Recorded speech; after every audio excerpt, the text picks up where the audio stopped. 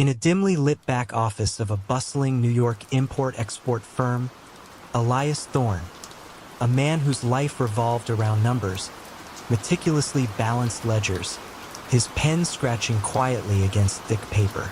For decades, he was the silent architect of a vast financial web. Yet no one suspected the true nature of the empire he meticulously maintained. What hidden entries, camouflaged within columns of legitimate transactions, held the key to his family's clandestine power, and how would this carefully constructed facade eventually crumble? Elias Thorne was an enigma, a man who blended seamlessly into the background of Wall Street's quieter corridors. His suits were always charcoal or navy, his glasses perpetually perched on the bridge of his nose, and his voice, when he spoke, was a soft murmur. He wasn't a wise guy in the traditional sense. No flashy suits or intimidating presence. Instead, Elias was the ghost in the machine, the quiet engine room of the Marino family's vast criminal enterprise. His domain was not the grimy back alleys or the loud, boisterous social clubs, but the crisp, clean pages of his ledgers, where millions of illicit dollars were transmuted into legitimate streams of income. His specialty was the art of financial invisibility. Through shell corporations scattered from Panama to the Cayman Islands, and intricate invoicing for non-existent goods, Elias ensured that the Marino family's racketeering, illegal gambling, and protection schemes generated revenue that appeared perfectly clean. He created layers upon layers, a financial labyrinth so complex that even experienced auditors often got lost in its twists and turns. "You see," he once explained, his voice barely above a whisper, to a junior associate he was reluctantly training, "the trick isn't to hide the money. The trick is to make it look like it was never hidden at all." The Marino family, led by the shrewd and equally understated Don Marco Marino, trusted Elias implicitly. Marco understood that brute force could control streets, but it was Elias's financial wizardry that truly built their wealth and insulated them from federal scrutiny. Their relationship was built on a mutual respect for quiet competence, a silent understanding that their intertwined destinies depended on Elias's precision. For years, this delicate dance between overt criminality and covert financial manipulation worked flawlessly. The family grew richer, their influence seeped into legitimate businesses, and Elias Thorne remained the unassuming, indispensable man behind the curtain. But even the most perfectly balanced ledger contains a single, inevitable truth. Every transaction leaves a trace. The first tremor in Elias's meticulously constructed world wasn't a sudden raid or a dramatic arrest. It began with an almost imperceptible shift in the economic landscape, a new government regulation on international shipping that, while seemingly minor, created a ripple effect.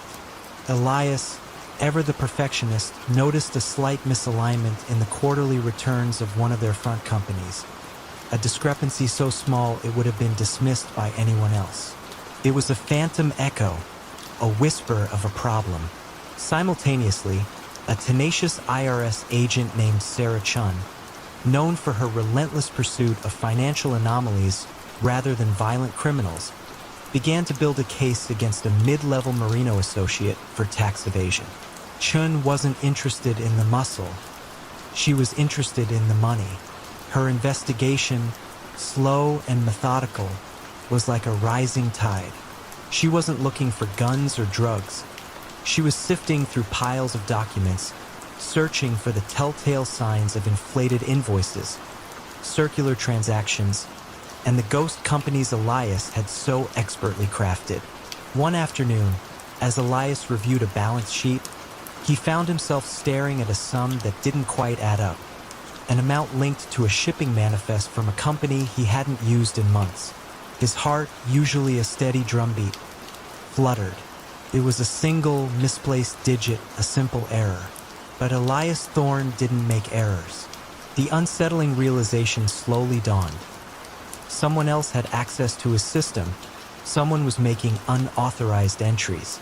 The carefully guarded secrecy of his methods, once impenetrable, was compromised from within. He began to conduct his own quiet investigation, a silent cat-and-mouse game within the very network he had built. It wasn't about loyalty. It was about the integrity of his work, the preservation of the system.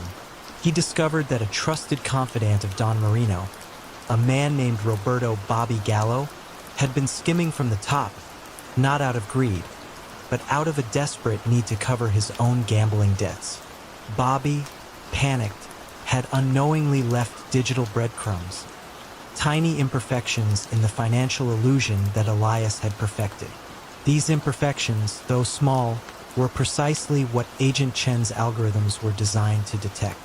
The final act of unraveling wasn't a dramatic confrontation. It was a series of quiet dominoes falling.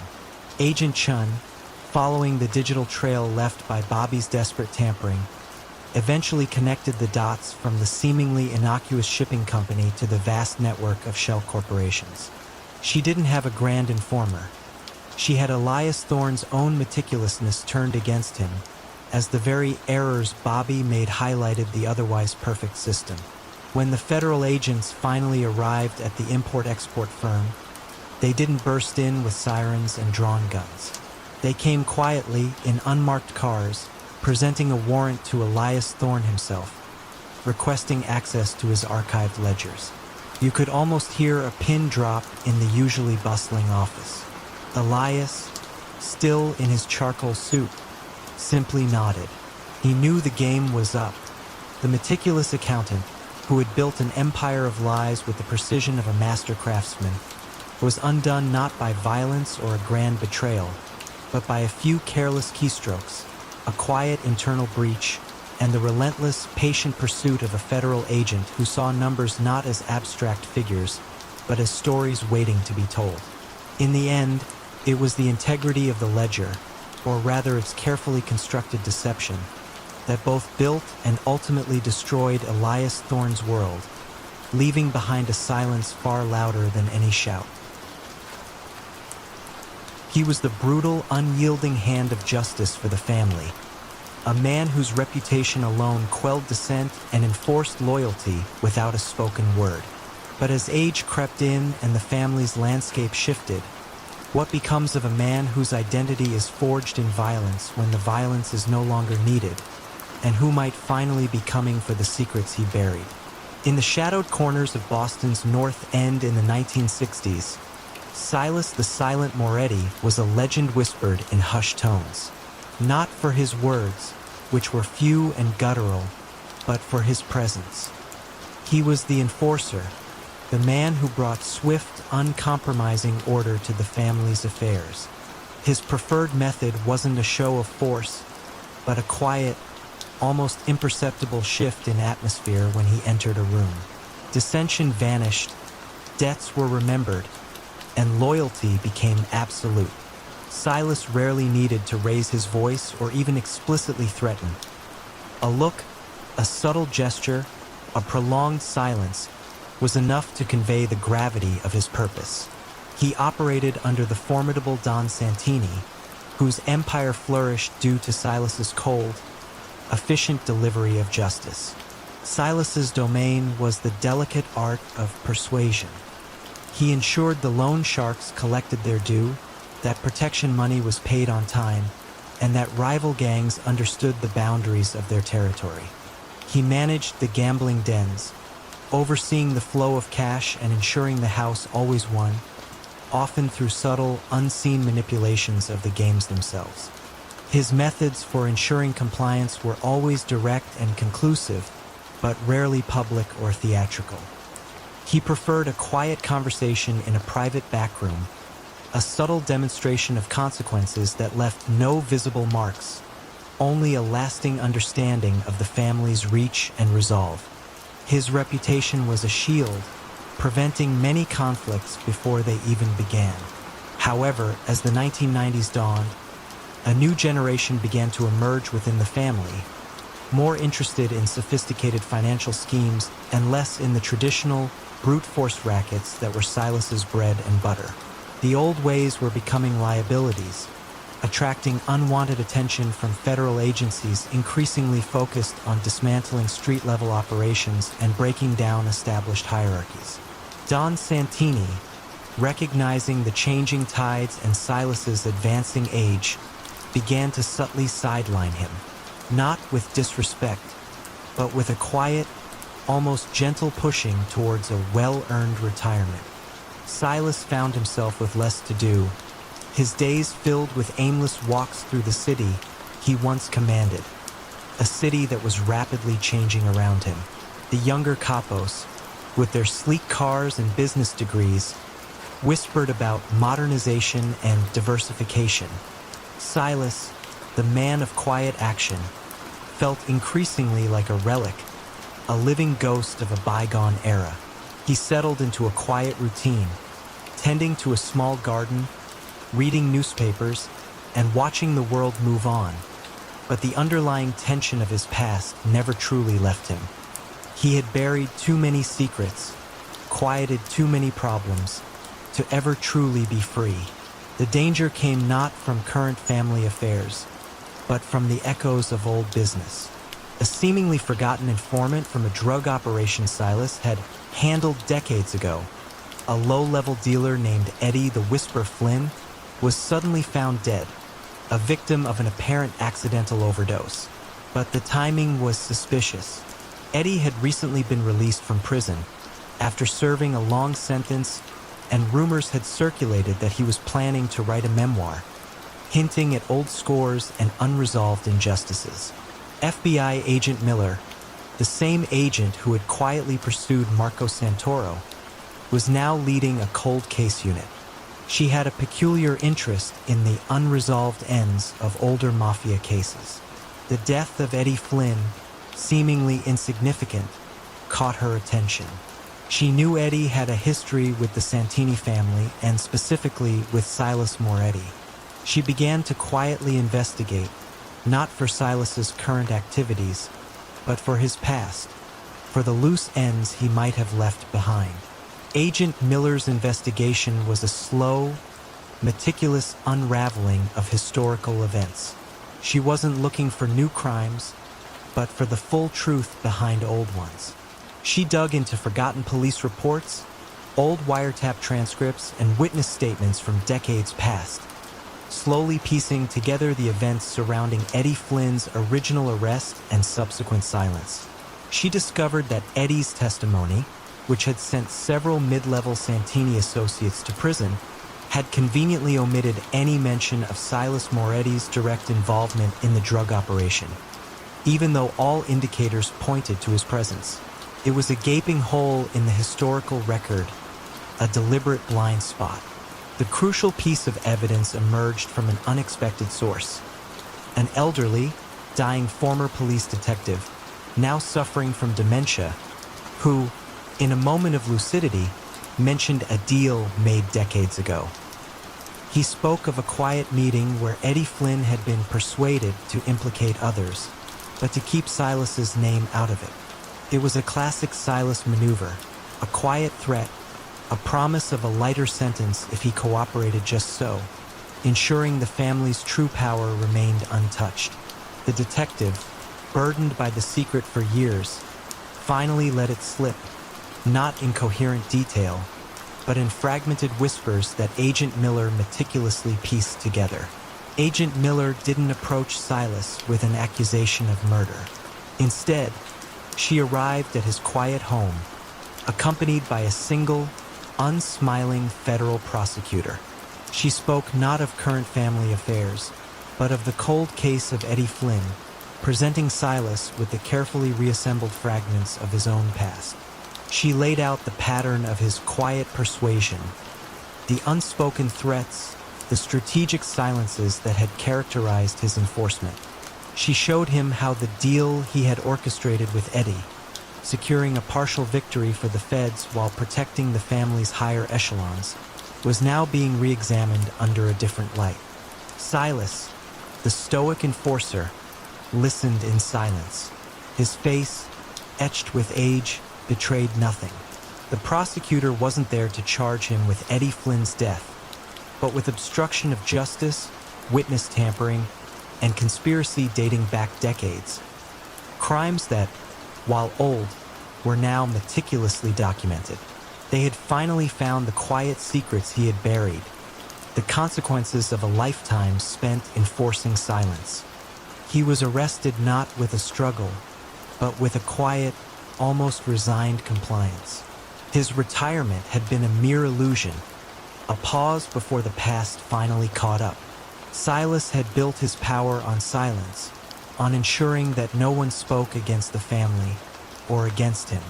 But the relentless passage of time and the quiet persistence of a new generation of investigators had finally found the cracks in that silence, revealing the lingering shadows of a lifetime spent in the dark and bringing the weight of his unwritten history crashing down upon him. A seemingly innocuous legal document, signed off by the family's most trusted lawyer, contained a hidden clause that would ultimately bring down their entire operation.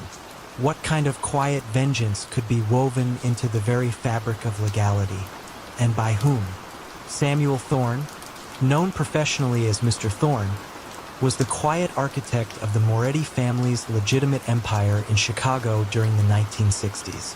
While others handled the more brutish aspects of their trade, Sammy, with his polished spectacles and meticulously combed hair, spun intricate webs of legal ownership, shielding illicit profits behind layers of holding companies, real estate trusts, and legitimate-looking businesses. From the outside, he was a highly respected corporate attorney, known for his discretion and his uncanny ability to navigate complex tax codes. Yet, his true genius lay in his ability to make millions in racketeering and extortion disappear into the vast, churning maw of legitimate commerce.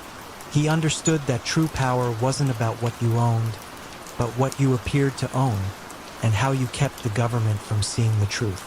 Sammy hadn't sought this life. He was a scholarship student, destined for a prestigious firm, until a family tragedy and a subsequent, overwhelming debt pulled him into the orbit of the Moretti family. Don Salvatore Moretti, a shrewd, old-school capo, saw something in the young lawyer's quiet intelligence and moral flexibility that others missed. Sammy became indispensable, crafting complex schemes that allowed the family to acquire prime real estate, establish seemingly legitimate entertainment venues, and even invest in burgeoning tech companies, all while funneling dirty money through their clean conduits. He was the family's brain, transforming their crude cash into untraceable wealth, making them, on paper, respected businessmen. His strategies were elegant in their simplicity and devastating in their effectiveness. He created a system where the profits from illegal gambling dens and loan sharking operations were declared as income from a chain of ostensibly legitimate dry cleaning businesses.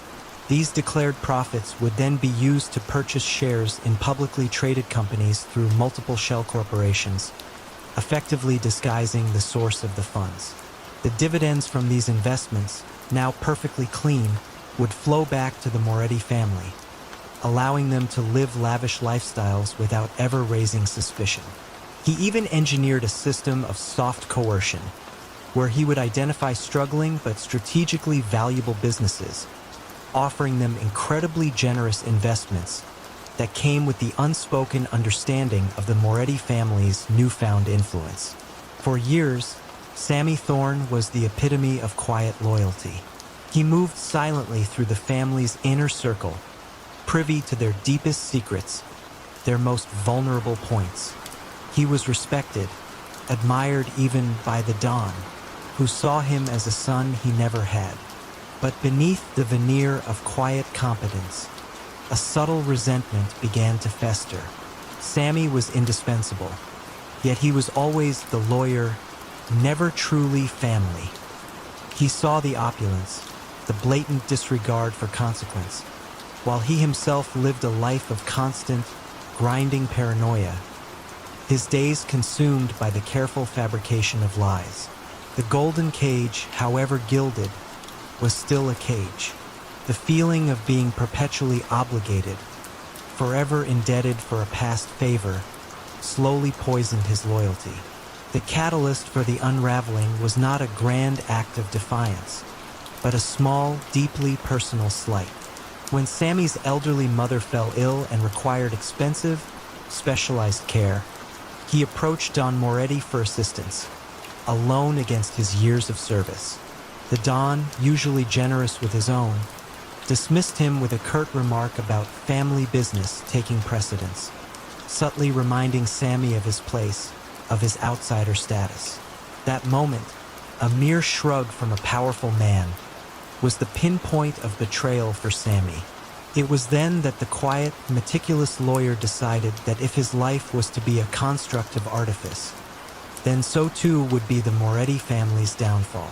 The quiet vengeance began with subtle changes in the boilerplate language of contracts, the deliberate misplacement of a crucial decimal point in a property deed, the strategic omission of a single vital word in a corporate bylaw. These were not errors. They were meticulously placed tripwires. He knew the federal investigators, like Agent Elena Ramirez, were circling, always looking for an entry point. Ramirez, a young, tenacious prosecutor, had been building a case against the Moretti family for years, frustrated by their impenetrable financial shield. She knew the money was dirty, but she could never trace it. How do you catch shadows when they've learned to mimic light? Then, seemingly out of nowhere, an anonymous tip-off arrived at Ramirez's office. A seemingly minor discrepancy in a land deal orchestrated by the Moretti family's real estate arm. It was a single, tiny thread that led her to a document, ostensibly legitimate, signed off by Mr. Thorne. Within that document, hidden deep within dense legal jargon, was a single, cleverly disguised clause that, when interpreted correctly, left a crucial asset vulnerable to seizure should any part of the larger network be implicated in illicit activities. It was a technicality, almost invisible but devastatingly effective. Ramirez, pulling on this thread, found similar errors in other Moretti-linked contracts, like a series of meticulously placed breadcrumbs leading directly to the heart of their financial operations. The family's empire began to crack, not under the weight of a violent assault, but from within, quietly disintegrating due to a series of perfectly legal, perfectly placed vulnerabilities crafted by their most trusted confidant. On a rainy morning in 1978, federal agents arrived at Sammy Thorne's pristine office, not to arrest him, but to request his cooperation in deciphering the bewildering complexity of the Moretti family's finances. He complied, his face impassive, his eyes betraying nothing. The serpent in the suit had untangled the very knots he had spent a lifetime weaving, not with a roar, but with a whisper, and in doing so, brought down the empire he had so diligently built. The Moretti family collapsed, not from external force, but from an internal, perfectly executed act of quiet, calculated betrayal. A single late delivery of prime cuts, dismissed by most as a logistical error, was the first tremor in a meticulously controlled empire that had held a city's entire food supply in its icy grip. How could one missed shipment unravel decades of calculated dominance? And who was quietly pulling the strings behind the scenes of every restaurant and grocery store? Don Carlo the Butcher Rossi was, ironically, not a butcher by trade. He was a man of quiet habits, often seen nursing a single espresso in the corner of a bustling Little Italy cafe in 1980s New York, observing the flow of goods and people with a hawk-like intensity. His true dominion lay not in violence, but in logistics. Carlo, with his unassuming demeanor and a penchant for perfectly tailored suits, had, over 30 years, woven an intricate web of influence through the city's food supply chain. He controlled the unions that delivered everything from fresh produce to frozen meats, ensuring that no restaurant, no grocery store, no school cafeteria received its vital provisions without his silent approval. He understood that power wasn't found in a gun, but in the stomach. Carlo's ascent had been a masterclass in patient infiltration. He began as a low-level enforcer for a small family, but his sharp mind quickly saw beyond street-level rackets. He recognized the profound, daily dependency a city had on its food. By manipulating union elections within the trucking and food handlers' guilds, and by subtly leveraging his family's reputation for expediting problems, he slowly gained control. Soon, no delivery truck moved, no major food contract was signed, without a nod, or at least an awareness from Carlo. Businesses either joined his favored distributors or found their deliveries perpetually delayed, their perishable goods mysteriously spoiled, their access to key suppliers abruptly cut off. This soft coercion was far more effective than overt threats, leaving victims with no clear evidence, only the chilling understanding of who held the city's hunger in their hands. His criminal strategies were a masterpiece of quiet exploitation. Every step of the food chain, from the farms to the restaurant kitchens, became a channel for his illicit gains. Protection fees were disguised as mandatory, expedited delivery surcharges. Ghost employees swelled union payrolls, their salaries siphoned off as pure profit. Warehouses, ostensibly holding legitimate goods, also served as waypoints for smuggled luxury items or, occasionally, for the quiet offloading of stolen cargo. Money laundering was achieved through inflated invoices from his own, approved suppliers, payments for non-existent services, and a network of shell corporations posing as legitimate wholesale food distributors. The true genius was in the volume. Small, consistent drips of illicit income from thousands of daily transactions, rather than large, conspicuous floods. Power struggles within the larger Cosa Nostra families were usually bloody affairs, but Carlo navigated them with a quiet authority. His consistent, untraceable income stream made him invaluable. When a younger, more volatile capo attempted to muscle into his territory, Carlo didn't send enforcers. Instead, he simply had their new nightclub's prime steak delivery accidentally rerouted to a competitor, and then subtly arranged for the city's health inspectors to pay a sudden, prolonged visit. The message was clear: defy Carlo, and your business would simply starve. This quiet form of economic warfare was often more devastating and far less traceable than a bullet. The unraveling began not with a massive federal investigation, but with a singular, stubborn grocer named Isabella Moretti. Her family-owned Italian deli, a neighborhood institution, had always prided itself on its fresh mozzarella, delivered daily. When 3 consecutive shipments arrived late, causing spoilage and lost revenue, Isabella refused to accept the vague excuses. She saw not incompetence, but a pattern. This small disruption, a minor ripple in Carlo's vast ocean of control, caught the attention of Agent Frank Miller of the FBI's Organized Crime Unit. Miller had spent years fruitlessly trying to penetrate the Moretti family, focusing on their more traditional rackets. Could it be that the answer to his years of frustration lay hidden in the mundane details of daily bread and butter? Miller, a former accountant with a meticulous eye for patterns, noticed the increasing number of supply chain issues reported by small businesses across the city, particularly those that resisted affiliating with certain, newly prominent, union-backed distributors. He began to trace these seemingly disparate complaints, mapping out the common denominators. He didn't just look at the money. He looked at the movement of goods, the subtle choke points in the city's arteries.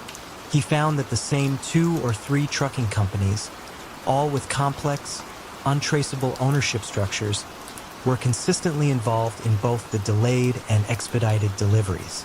The final, decisive break came when a disgruntled union official, a man who had seen his pension funds slowly eroded by Carlo's schemes, anonymously provided Miller with a copy of a confidential union schedule.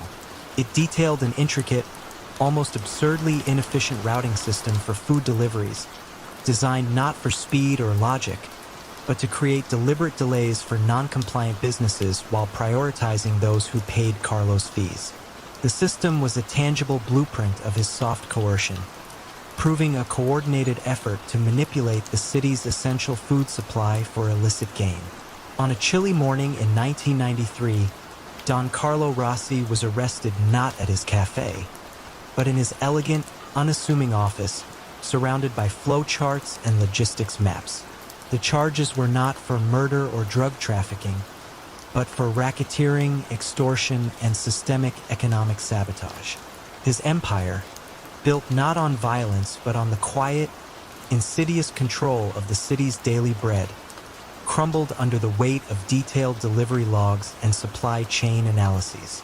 The cold chain's grip was finally broken, not by a forceful blow, but by the relentless pursuit of an agent who understood that sometimes the most profound crimes are committed not with a bang, but with a barely perceptible delay. The seemingly innocent crates of Sicilian blood oranges, loaded onto cargo ships bound for Europe's bustling ports, carried a sweetness that concealed a far more bitter truth.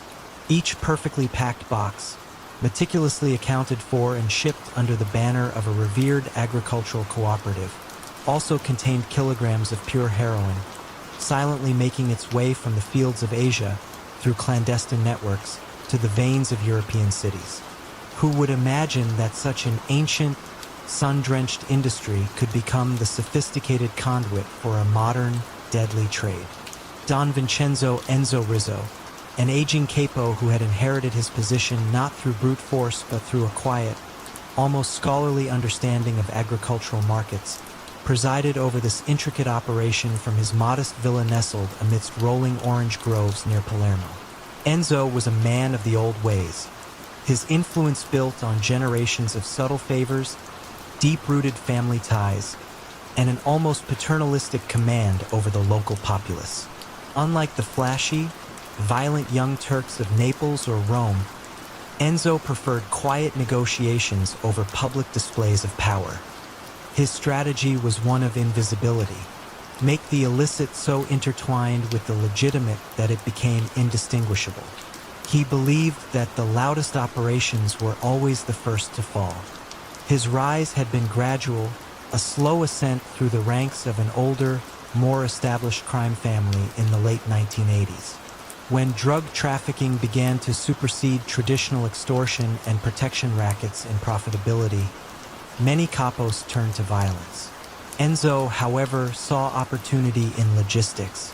He leveraged his family's long-standing connections in the agricultural export business, transforming what was once a simple fruit trade into a sophisticated, global drug pipeline.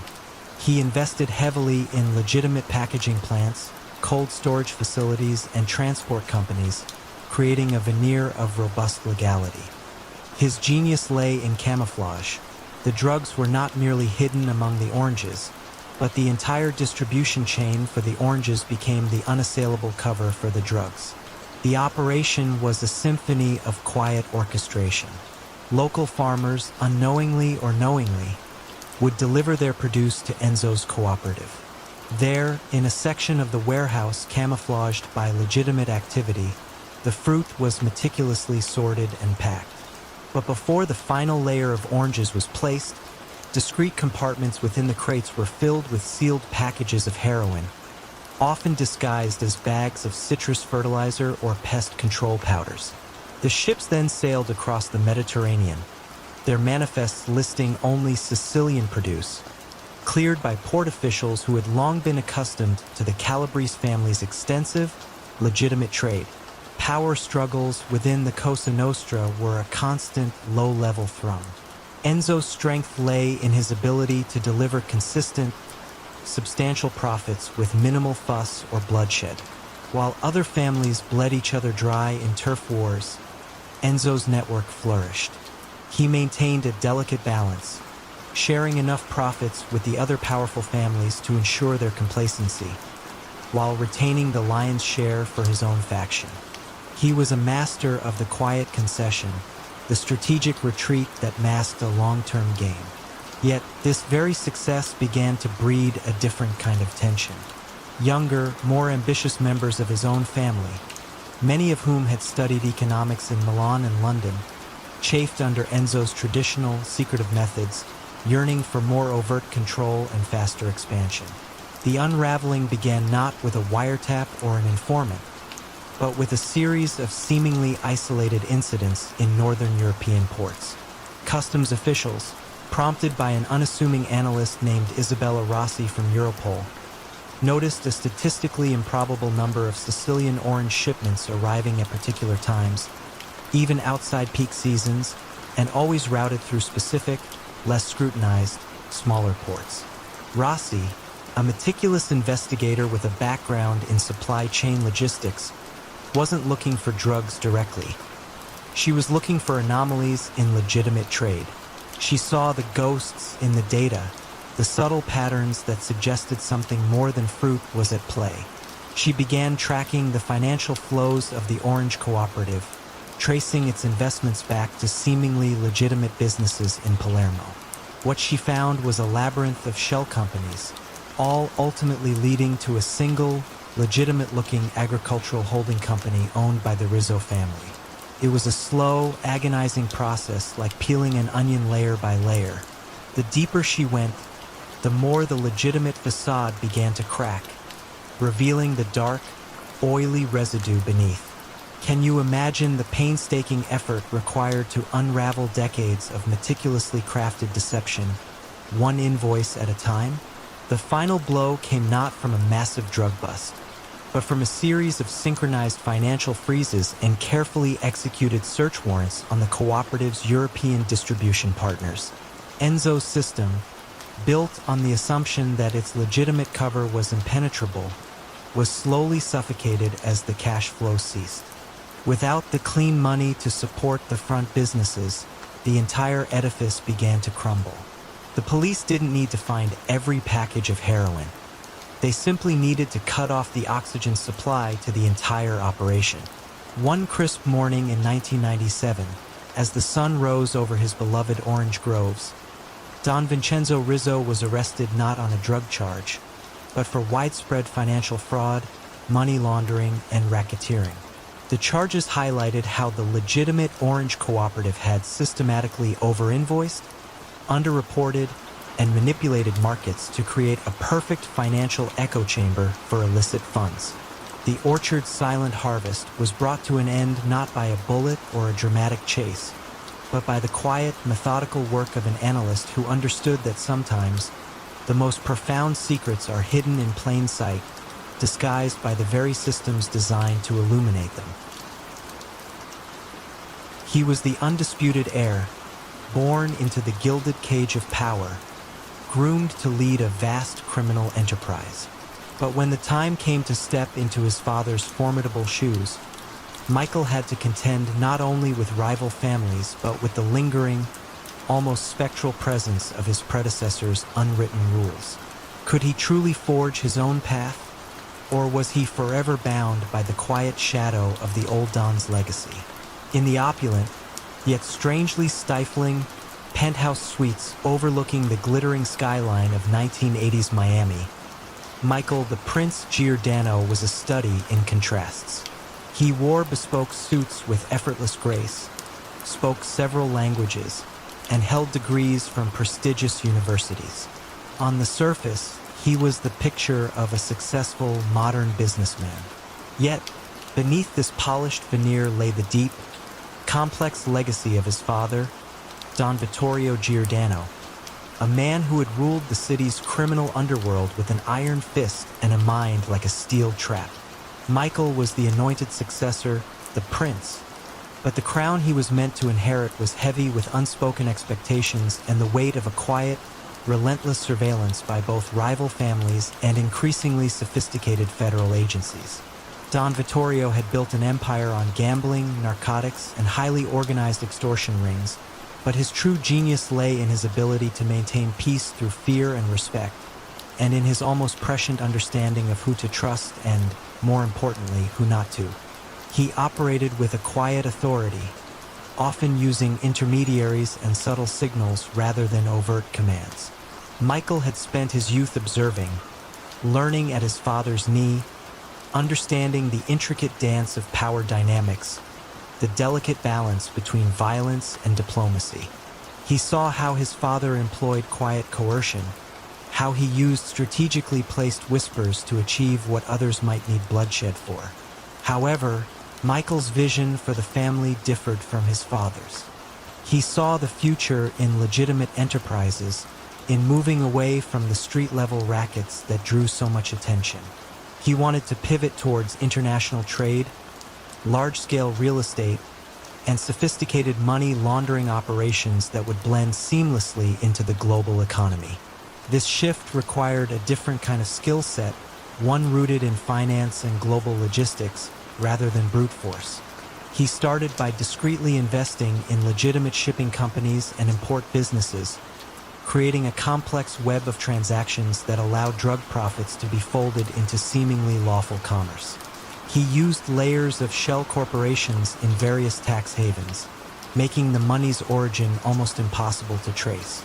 The challenge wasn't just external, it was internal. Many of the old guard, men who had pledged fealty to Don Vittorio, viewed Michael's modern approach with suspicion, even disdain. They understood muscle and fear, not spreadsheets and international banking laws. Chief among these was Silas Moretti, a capo who still believed in the old ways, in violence as the ultimate persuader. Silas was fiercely loyal to the memory of Don Vittorio and saw Michael's quiet innovations as a betrayal of their traditions. This created a subtle but palpable tension, a quiet struggle for the soul of the family, played out not with gunfire, but with veiled comments, strategic delays, and a constant undercurrent of unspoken dissent. Michael tried to assert his authority, making decisive moves to consolidate power and push his new vision. He quietly removed disloyal elements, not through violence, but by cutting off their financial lifelines, isolating them until they withered away. He believed in starving dissent, not openly fighting it. Yet the ghost of his father's methods lingered. Don Vittorio had maintained control not just through strength, but through a deeply ingrained respect for the unspoken code, for the omerta that bound them. Michael, in his pursuit of efficiency and modernity, sometimes overlooked these more subtle cultural bonds. The unraveling began with a seemingly minor incident in one of Michael's legitimate shipping ventures.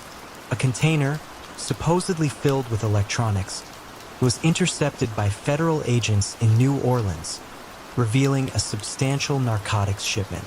This was a significant blow, but not fatal. The real damage, however, came from the fallout within the family. Silas Moretti, seeing an opportunity, began to sow seeds of doubt. He implied that Michael's modern methods were not just inefficient, but reckless, drawing unwanted attention to operations that had previously been invisible. The federal investigation, spearheaded by a joint task force targeting white-collar crime, had been quietly building for years. They weren't looking for street dealers or low-level enforcers. They were tracking the financial flows, the vast sums of money moving across borders, much of it through Michael's legitimate-looking companies. The intercepted container was simply the first visible thread in a much larger, intricate tapestry. The feds, using advanced financial forensics, began to map Michael's complex network of international corporations, spotting patterns that the old guard would never have understood, nor protected against. They observed how money from drug sales in Latin America was funneled through shell companies in the Caribbean, then invested in legitimate real estate projects in the US, creating an elaborate financial illusion. The crucial turning point came not from a single informant, but from a cumulative erosion of trust. As the pressure mounted, and Michael's carefully constructed financial empire began to show cracks, some of the mid-level associates, fearing the increasing scrutiny and the sheer complexity of Michael's intricate schemes, found the burden too great. They feared the digital trail more than the old family's wrath. They began to cooperate, not out of malice, but out of a desperate desire to simplify their lives. These were not the brutal betrayals of old, but quiet acts of self-preservation, a slow leakage of information that confirmed the investigators' suspicions. Michael, isolated and increasingly distrusted by his father's loyalists, found himself defending his methods rather than leading. The silent disapproval from the old guard was a weight he couldn't shake. When the indictments finally came down, they focused not on violent crimes, but on money laundering, racketeering, and conspiracy, targeting Michael and his financial architects. He was arrested in his penthouse, not with a dramatic raid, but with a quiet knock on the door by agents who were more interested in his ledgers than his weapons. The silence that followed his arrest was deafening. The family, without its clear successor, fractured. The quiet shadow of Don Vittorio's legacy, the unspoken rules of loyalty and the subtle distrust of overt change, had proven to be a more formidable adversary than any external threat. Michael, the modern prince, had built a sophisticated global empire, but he had underestimated the power of the past and the silent, subtle ways in which it could dismantle even the most carefully constructed future. The newly renovated community center, praised by local politicians as a beacon of urban renewal, was financed by a labyrinthine series of public grants and private donations, its construction managed by a network of firms that seemed to appear and disappear like phantoms in the night. But beneath the celebratory ribbon cutting, who truly benefited from every brick laid, every pipe fitted, and every dollar supposedly spent on the city's infrastructure?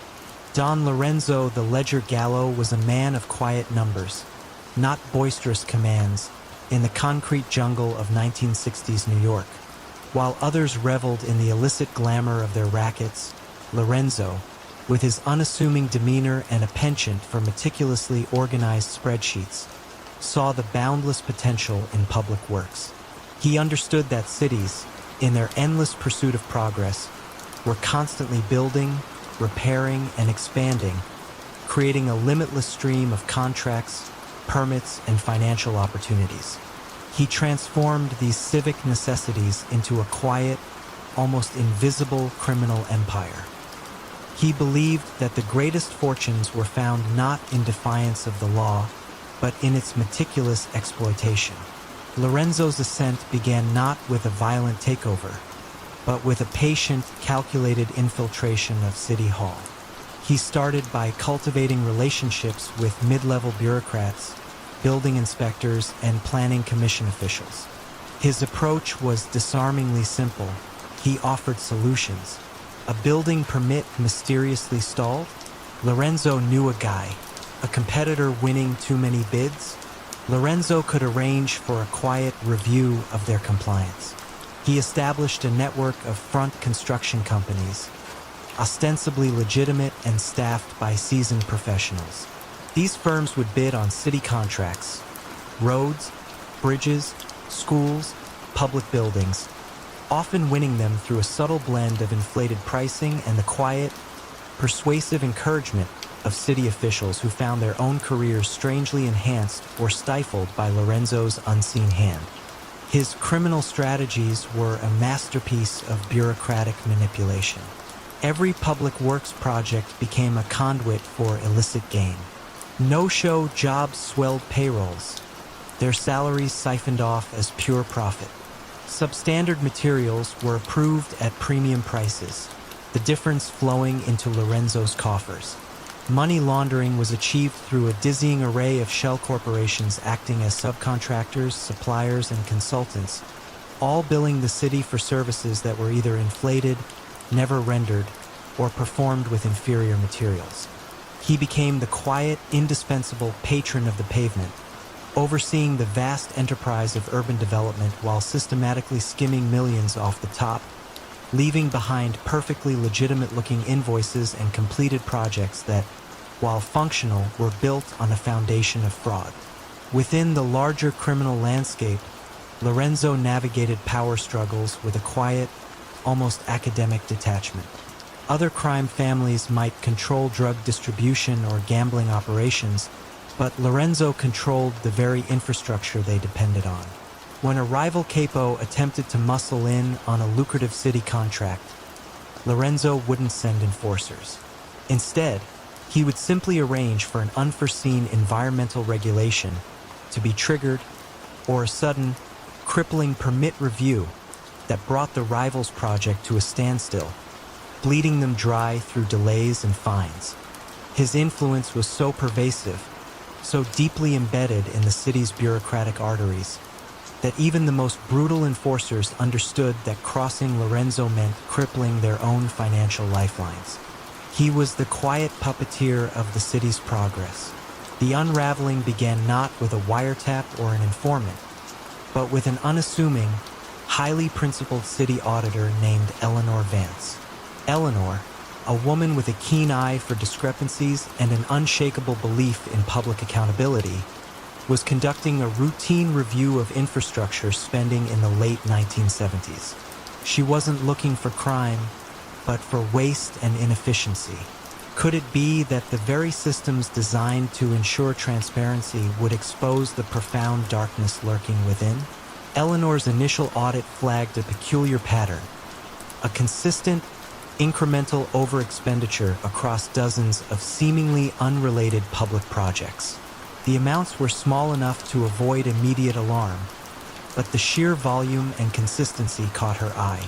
She noticed that a recurring group of small, obscure construction and consulting firms were consistently involved in these overruns, often billing for identical ancillary services at identical inflated rates. This was the quiet hum of Lorenzo's network. The crucial break came when Eleanor, delving deeper, began comparing the listed material costs for road construction projects with the actual verifiable market prices for asphalt, concrete, and rebar. What she uncovered was a systematic pattern of over-invoicing that stretched back years, often by a staggering 30 to 50% for every major project. She also found that several key engineers and inspectors involved in approving these materials had inexplicable, sudden spikes in their personal financial assets.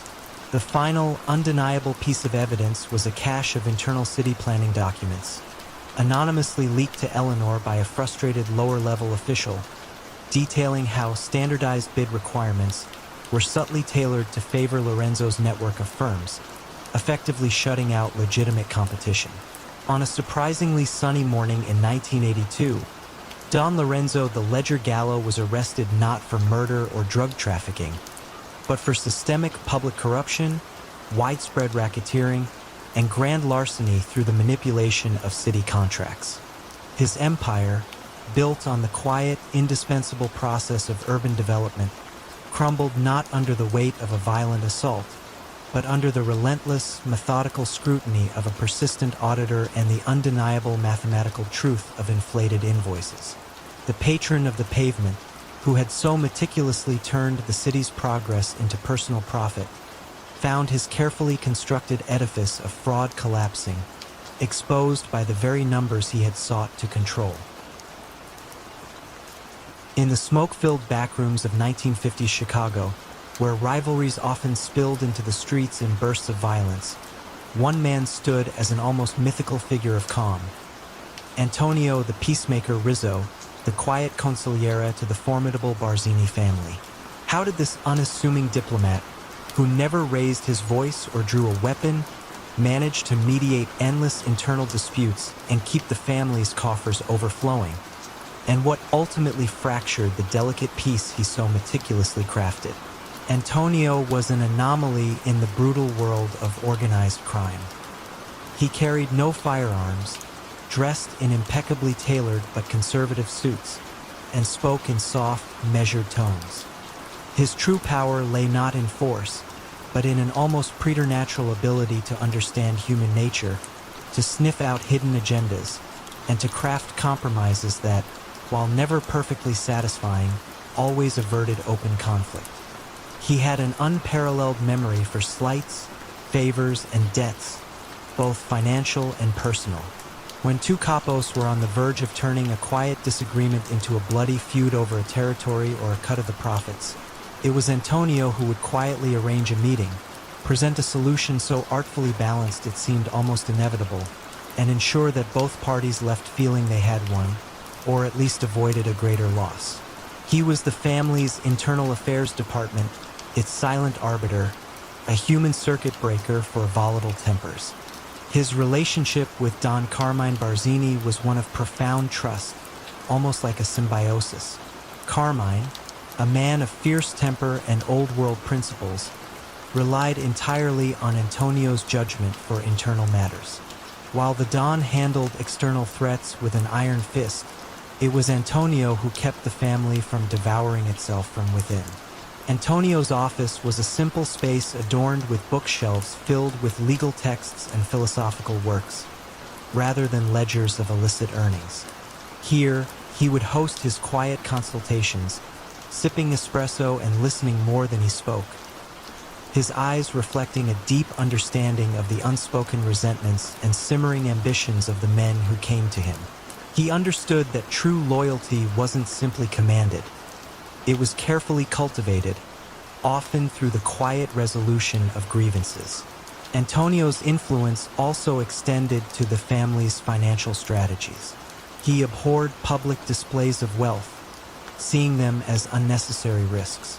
Instead, he championed quiet, almost invisible investments, funneling laundered money through a network of small, legitimate businesses, dry cleaners, catering companies, and even a chain of neighborhood pharmacies.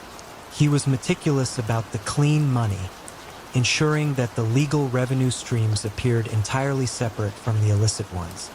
He believed that the strength of the family lay not in its ability to inspire fear, but in its financial resilience and its ability to operate beneath the radar of law enforcement.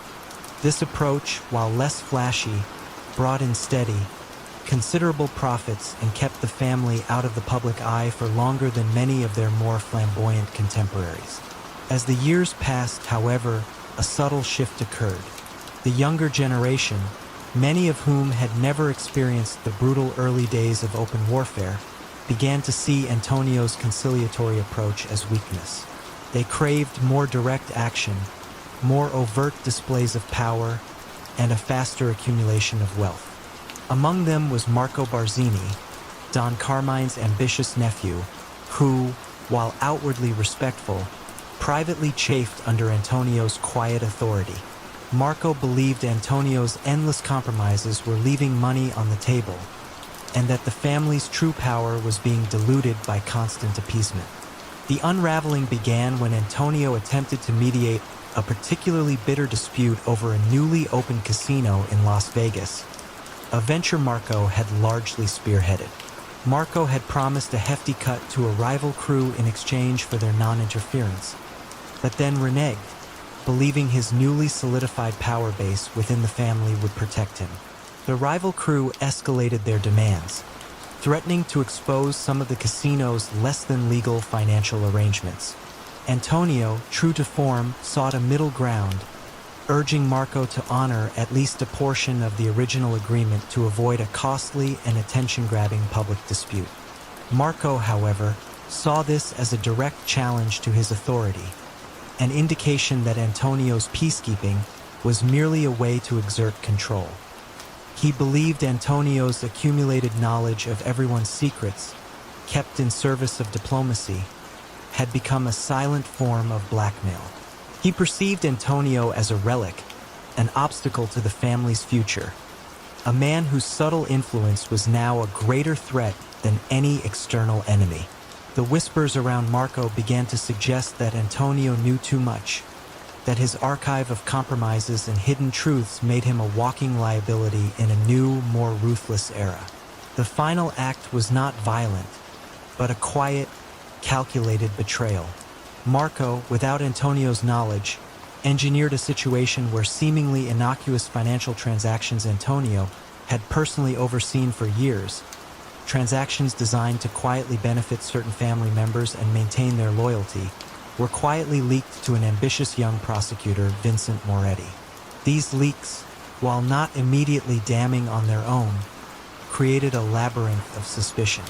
Antonio's perfect system of compartmentalization, designed to protect the family from external scrutiny, now seemed, ironically, to implicate him directly.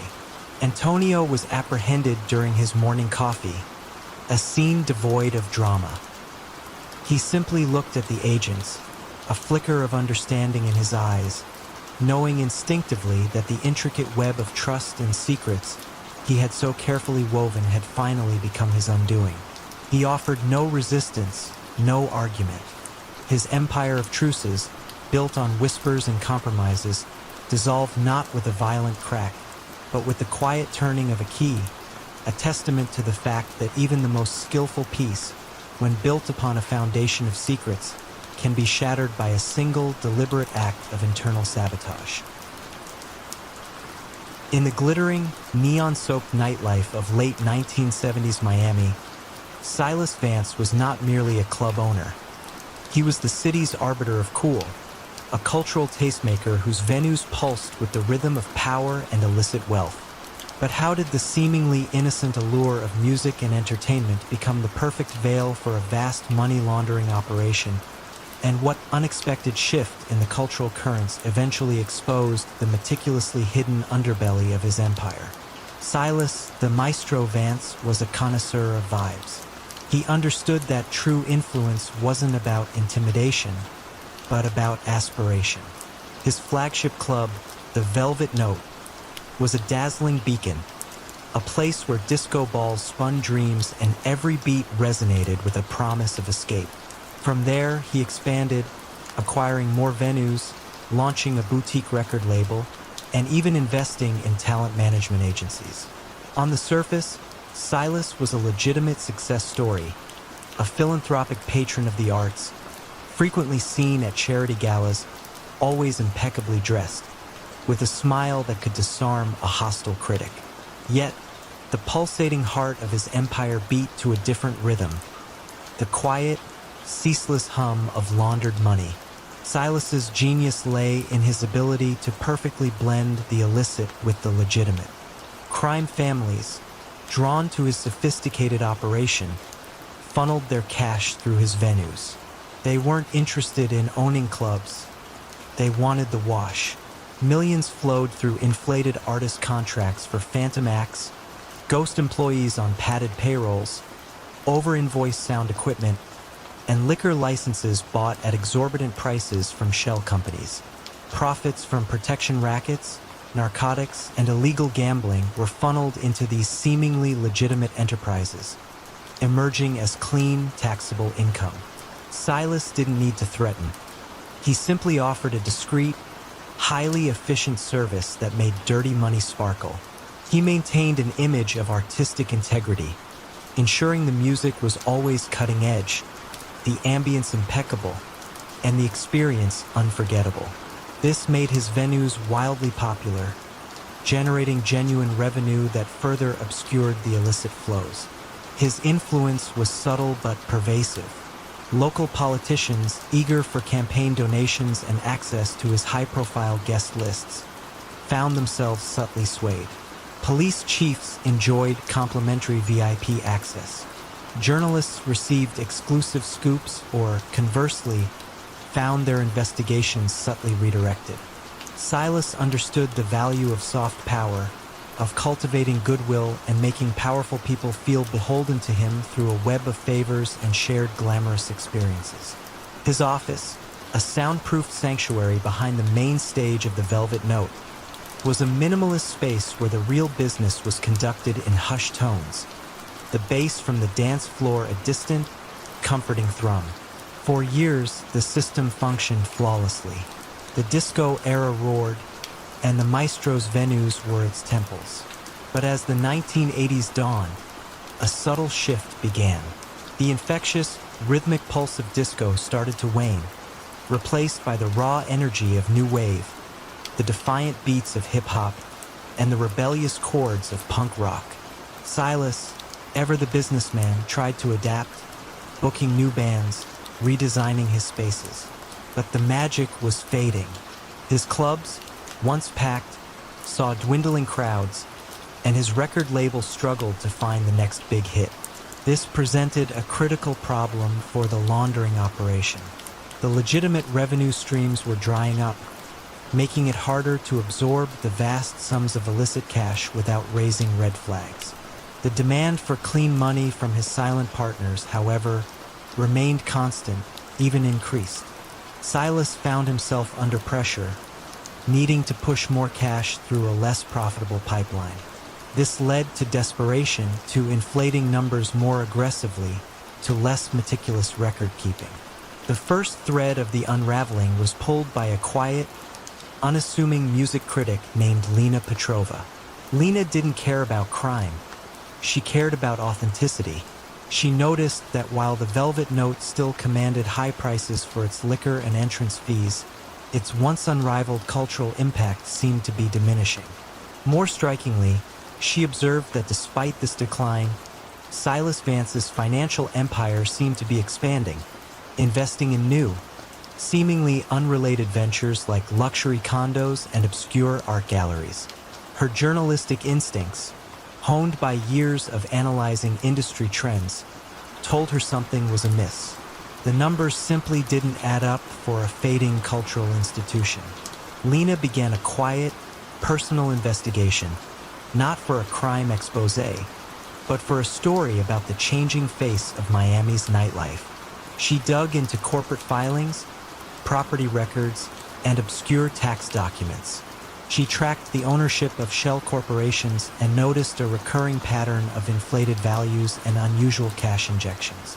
She didn't find direct evidence of money laundering, but she built a compelling, statistically improbable case that Silas Vance's declared income from entertainment could not possibly sustain his expanding real estate and art portfolios. Her articles, published in an obscure but respected alternative weekly, didn't accuse him of crime, but subtly questioned the logic of his financial success amidst the cultural decline of his core business. These quiet questions, amplified by the increasing financial strain on Silas's operations, finally caught the attention of a meticulous IRS agent, Frank Marino. Marino had been tracking a specific, low-profile organized crime family for years, noting their sudden, inexplicable wealth and their consistent investment in high-end real estate through various anonymous entities. When Lena Petrova's articles pointed to Silas Vance as the common thread, Marino saw the missing piece of his own puzzle. He understood that the nightclubs weren't just a front.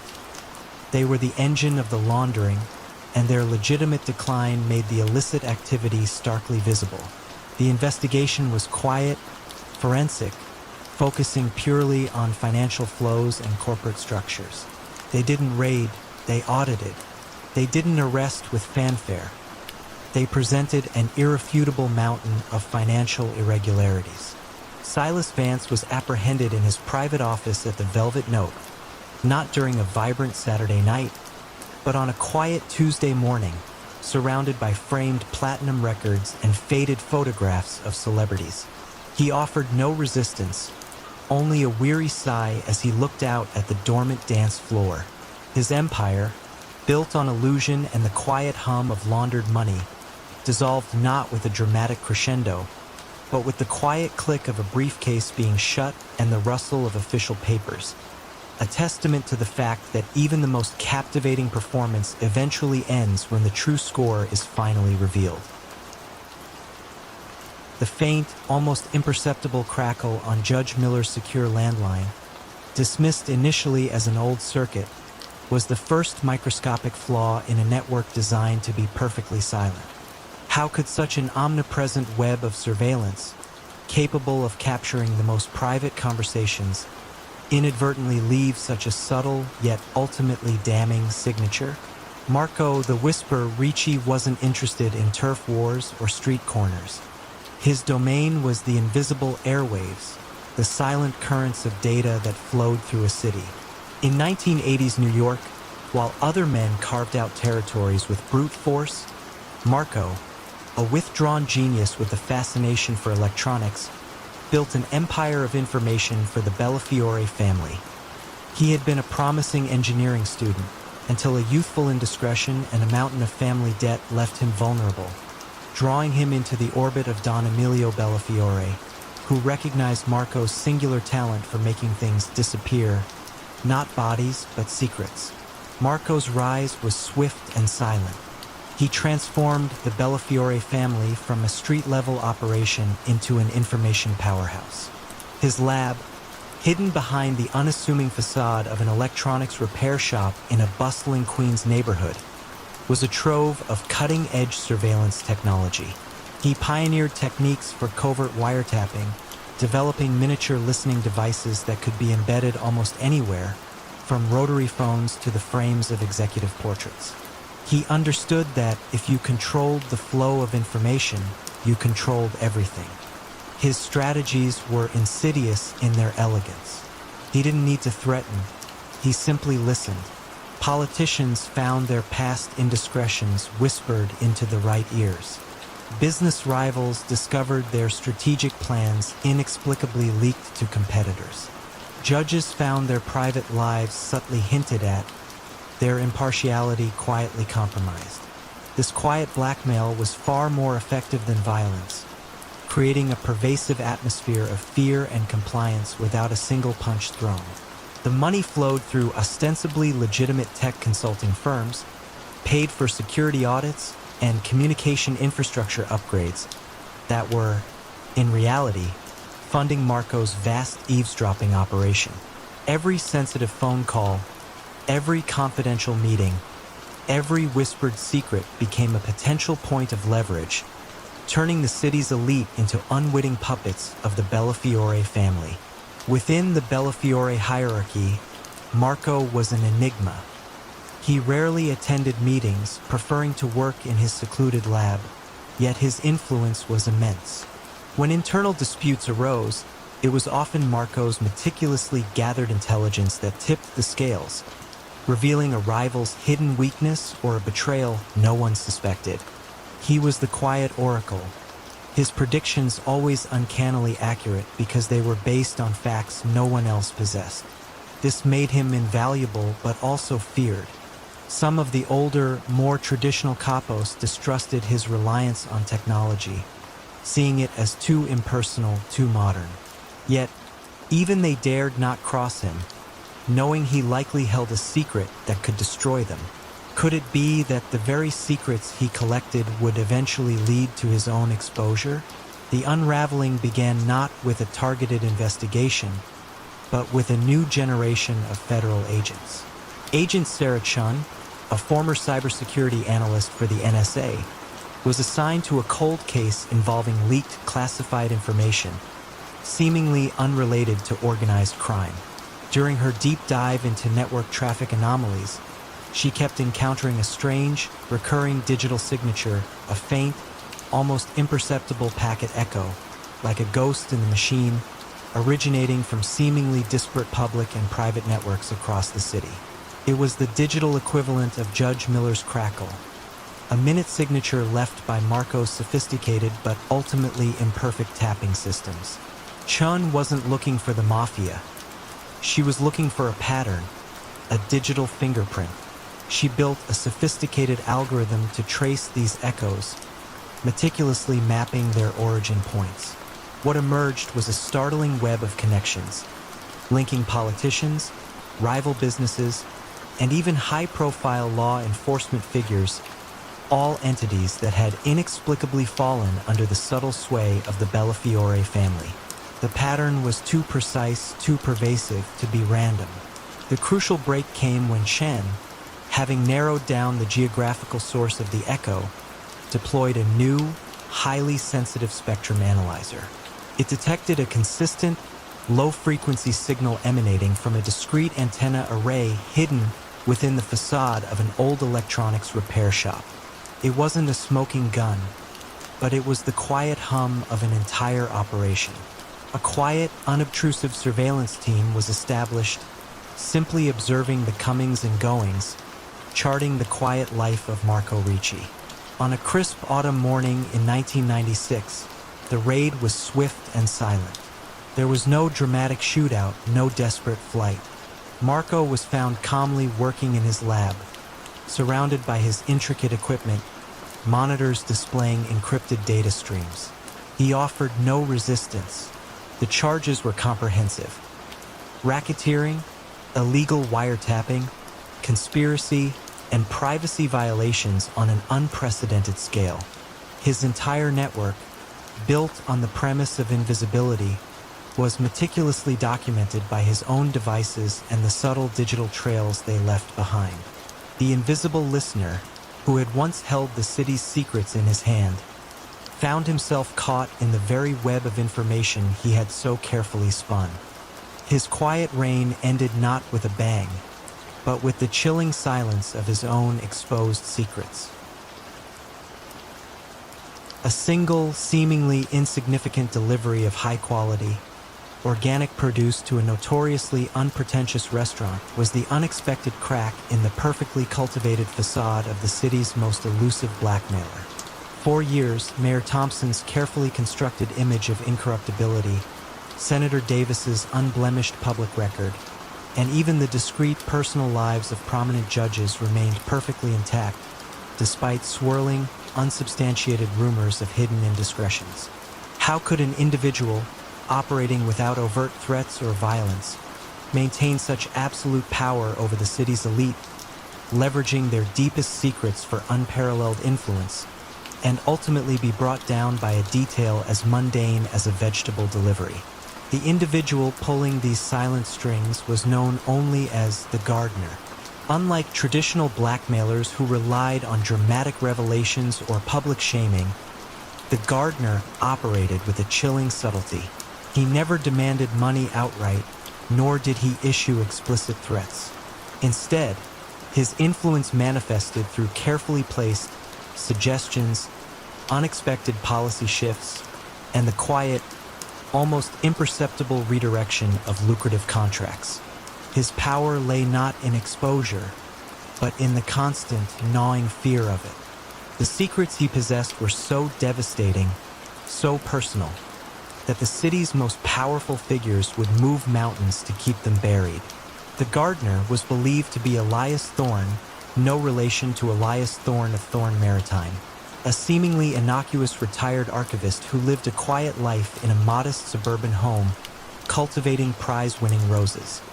His cover was impeccable, his demeanor gentle, almost frail. But beneath this placid exterior was a mind of extraordinary patience and a meticulous talent for information gathering. He didn't hack computers or break into safes. Instead, he specialized in the overlooked: discarded documents, unguarded conversations, subtle patterns in public records, and the careless confidences whispered in supposedly private settings. He was a master of observation, connecting disparate pieces of information to form a mosaic of vulnerability. His preferred method of delivery for his subtle coercions was equally understated: a carefully crafted anonymous letter containing a single, chillingly precise detail, a whispered phrase to an intermediary that only the target would fully understand, a sudden, unexpected gift that subtly alluded to a hidden truth. The targets would understand immediately, and the message was clear: I know, and you will comply. The fear was not of being exposed, but of the slow, agonizing process of their carefully constructed lives unraveling piece by piece. The scale of the gardener's influence was astonishing. He had quietly steered zoning approvals, influenced judicial appointments, swayed election outcomes, and facilitated countless lucrative deals for his anonymous benefactors, often powerful, equally shadowy figures who benefited from the political landscape he so meticulously shaped. His motivations remained a mystery. Some speculated he was a disgruntled former civil servant. Others believed he was a true idealist, attempting to shape the city to his own unstated vision, or perhaps just a man who relished the quiet power of knowing. The first thread of unraveling came not from a target, but from an almost accidental observation by a sharp, independent investigative journalist named Maya Sharma. Maya was working on a story about sustainable urban farming initiatives and had become fascinated by a particular, small-scale organic farm known for its rare and perfect produce. She noticed that despite its niche market, This farm had an unusually consistent and high-volume delivery schedule to a select few establishments, one of which was the Gilded Spoon, a notoriously private and expensive restaurant known for its discreet clientele, including many of the city's elite. What struck Maya was the sheer volume of high-end organic vegetables going to a restaurant that served exclusively meat and seafood dishes. It seemed odd. Maya, driven by a quiet, almost insatiable curiosity, began to look closer. She observed the delivery schedule, the unassuming delivery driver, and the surprisingly small, discreet side entrance used for these particular deliveries. She discovered that the driver was Elias Thorne, the gardener. It was an unusual second job for a retired archivist, especially given the distance and the minimal pay. She also noted that on days of these specific deliveries, a number of the city's most powerful figures, Mayor Thompson, Senator Davis, and others would mysteriously find themselves in the vicinity of the Gilded Spoon, often for entirely unrelated, legitimate meetings. Maya, with no immediate evidence of crime, began to build a meticulous timeline, cross-referencing Elias Thorne's delivery schedule with significant political decisions, controversial votes, and the sudden, unexplained reversals of public figures. She found no direct communication, no explicit links, only a chilling correlation. The organic produced deliveries were the gardener's subtle, untraceable way of making contact. A silent signal, perhaps even carrying a concealed, micro-written message or a specific, prearranged code. The vegetable itself was the innocuous cover for the act of delivering a demand, a quiet reminder of what the gardener knew. The evidence against Elias Thorne was not found in a secret vault or a hidden computer. It was found in the patterns of his life, the timing of his deliveries, and the subtle, unspoken reactions of his targets. Maya presented her findings not to the police, but to a few trusted, equally independent journalists. The subsequent investigative report, published not as a sensational exposé but as a meticulous, almost academic analysis of unexplained political correlations, became the unmaking of the gardener. Elias Thorne was arrested not for blackmail, which was almost impossible to prove, but for a series of minor, obscure tax evasions related to his farm and his delivery service. He offered no resistance, no comment, only a quiet, almost resigned smile. The power he wielded was too subtle, too ethereal to prosecute directly. But the publication of the correlations was enough. The city's elite, their secrets subtly hinted at, their vulnerabilities now public knowledge, crumbled. The silence that followed was not one of fear, but of exposure, as the seemingly innocuous organic produce had finally, irrevocably, brought down the quiet reign of the gardener. He wasn't a man of muscle or overt threats, yet Robert "Bobby" Vance held more sway over the city's powerful and corrupt than any enforcer. His weapon was information, meticulously gathered secrets that bought compliance with a mere whisper, but who eventually held a secret that could dismantle the quiet empire of the man who knew everything. In the humid, smoke-filled backrooms of Chicago in the 1950s, amidst the clinking of glasses and the hushed deals, Robert Vance moved like a ghost. He was impeccably dressed, always with a faint scent of expensive cologne and a gaze that seemed to miss nothing. Unlike the loud, boisterous men who ran the rackets, Bobby Vance was a listener, a quiet observer. He was a lawyer by trade, a brilliant legal mind who seemed more interested in the intricate dance of human weakness than the letter of the law. His real genius lay in his ability to collect. Not money, not art, but favors. Specifically, incriminating favors. He knew which judges had gambling debts, which politicians had secret mistresses, which business owners were skimming off the top, and which union bosses had blood on their hands. Bobby's rise was not through violence, but through indispensability. When a city councilman found himself in a difficult bind over a zoning dispute, Bobby provided the perfect, anonymous solution. When a powerful construction magnate needed a rival's bid discreetly undermined, Bobby orchestrated it with precision, ensuring no fingerprints led back to the magnate. His services weren't cheap, but they were effective, and more importantly, they came with a subtle, unspoken understanding. A debt was incurred, a favor given, a favor owed. And Bobby Vance never forgot a favor. He kept meticulous, coded notes in a fireproof safe, a labyrinthine ledger of human failings that became his ultimate leverage. His power was psychological. He rarely needed to explicitly threaten anyone. A gentle reminder, a well-placed suggestion that certain information might find its way to unintended audiences, was usually enough. You could feel the weight of his knowledge, an invisible hand guiding decisions, shaping outcomes, all without a single raised voice or a spilled drop of blood. This was the quiet art of soft coercion, a system Bobby perfected until the city itself seemed to operate on his subtle directives. He was the architect behind the scenes, ensuring the family's interests were always served, their illicit profits protected and laundered through seemingly legitimate ventures, from waste management contracts to lucrative import-export businesses. He streamlined their racketeering, making it so efficient, so smoothly integrated into the city's legitimate economy, that it became almost invisible. But the very strength of his system, its reliance on secrets, was also its greatest vulnerability. Bobby Vance was so consumed by collecting others' weaknesses that he neglected his own.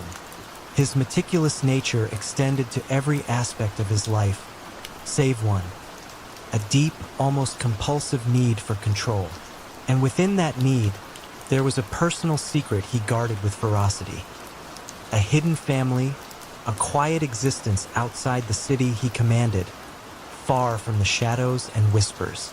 A wife and child he visited only sporadically, convinced their isolation protected them from his world.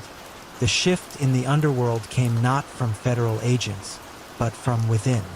A new generation, more brutal, less patient, began to rise. They saw Bobby's methods as slow, inefficient. One particularly ambitious young capo, Vincenzo "Vinny" Russo, believed in direct action, not quiet manipulation. Vinny resented Bobby's unseen power, his ability to dictate terms without ever getting his hands dirty. He sought to dismantle Bobby's influence, but understood that a direct confrontation would be foolish. He needed a different approach. Vinny began his campaign by subtly disrupting Bobby's carefully constructed network. A favor Bobby had promised a judge was unexpectedly thwarted by Vinny's men. A politician Bobby was leveraging suddenly found a new, more terrifying patron. Slowly, almost imperceptibly, the strings Bobby pulled began to fray. But these were mere skirmishes. Vinny's true genius lay in identifying Bobby's Achilles heel, his absolute control over information. Vinny assigned one of his most cunning and patient lieutenants, a man named Leo, to the task of finding Bobby's secret. Leo didn't look for financial crimes or illicit dealings. He looked for a pattern in Bobby's perfectly unpredictable life, a single recurring deviation from his meticulous schedule. He discovered the quiet trips out of the city, the discreet visits to a suburban house miles away, a place where Bobby Vance was not the all-powerful collector of favors, but simply Robert, a husband and father. The unraveling was quiet, methodical, and devastatingly precise. Vinny never touched Bobby's family. He didn't need to. He simply ensured that the information that Bobby Vance, the cold, calculating man who held everyone's secrets, had a vulnerable, entirely legitimate life he desperately protected, became known to those within the family who were already chafing under Bobby's subtle dominance. It was enough. The power of secrets lies in their hidden nature. Once exposed, their leverage diminishes. Suddenly, those Bobby had controlled, those who feared his knowledge, saw a crack in his armor. They saw not a ghost, but a man with a human weakness.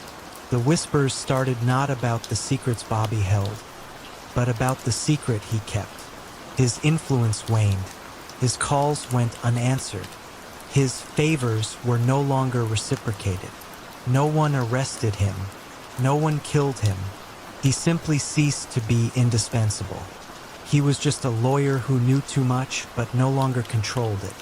The last anyone truly saw of Robert Vance in his former capacity was a quiet figure, perfectly dressed as always, walking out of his downtown office for the final time, carrying a small, anonymous briefcase.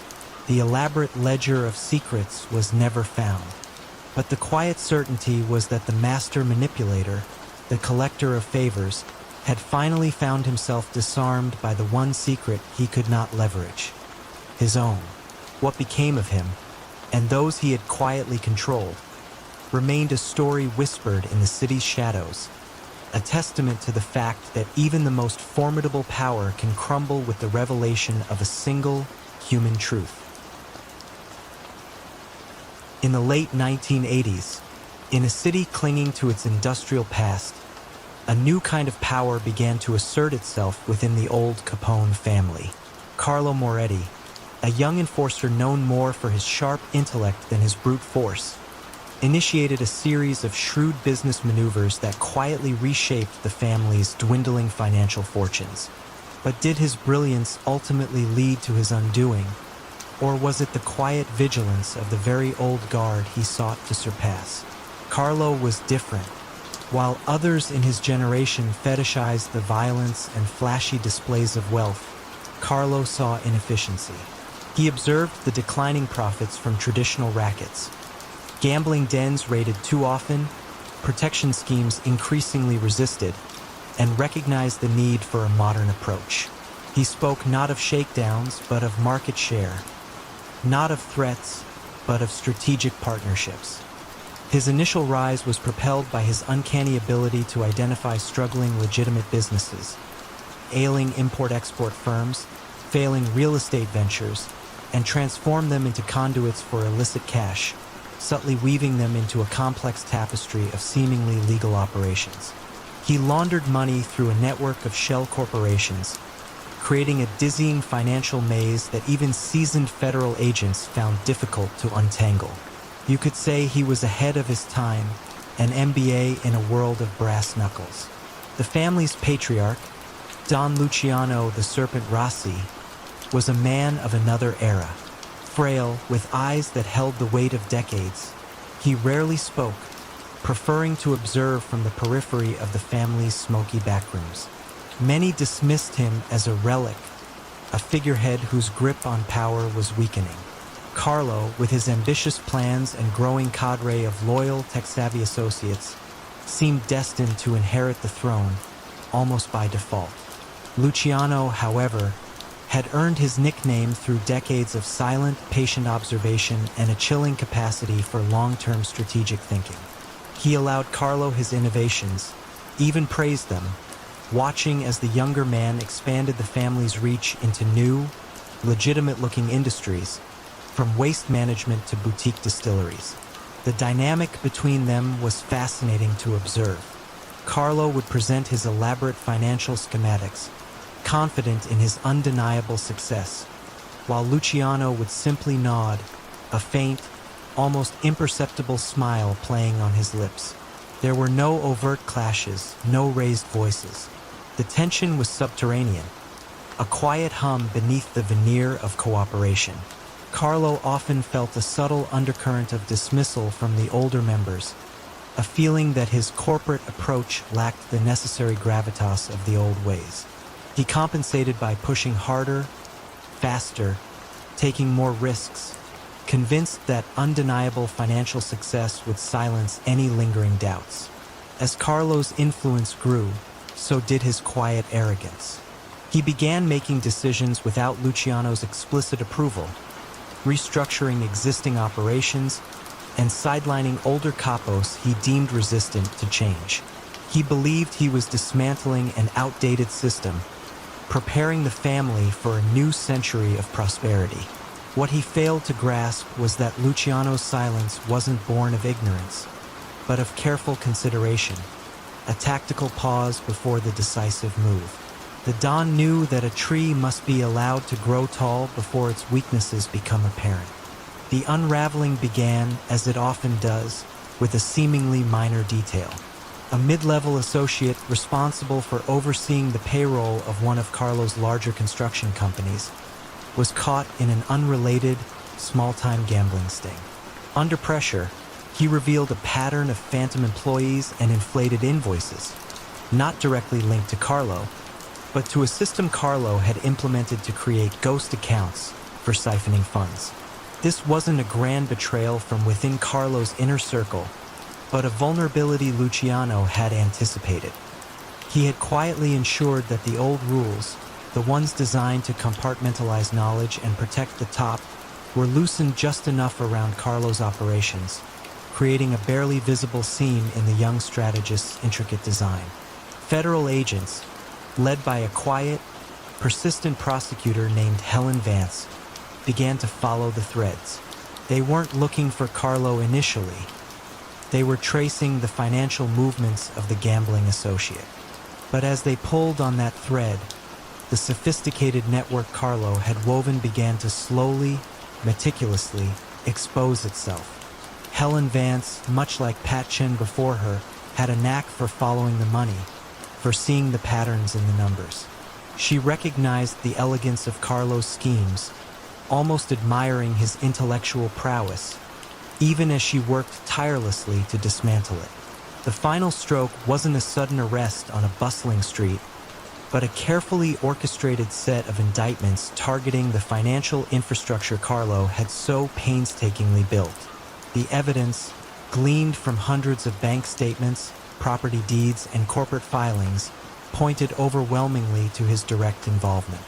Carlo Moretti was apprehended not in a daring raid, but while reviewing quarterly reports in his surprisingly modest office, a scene devoid of drama.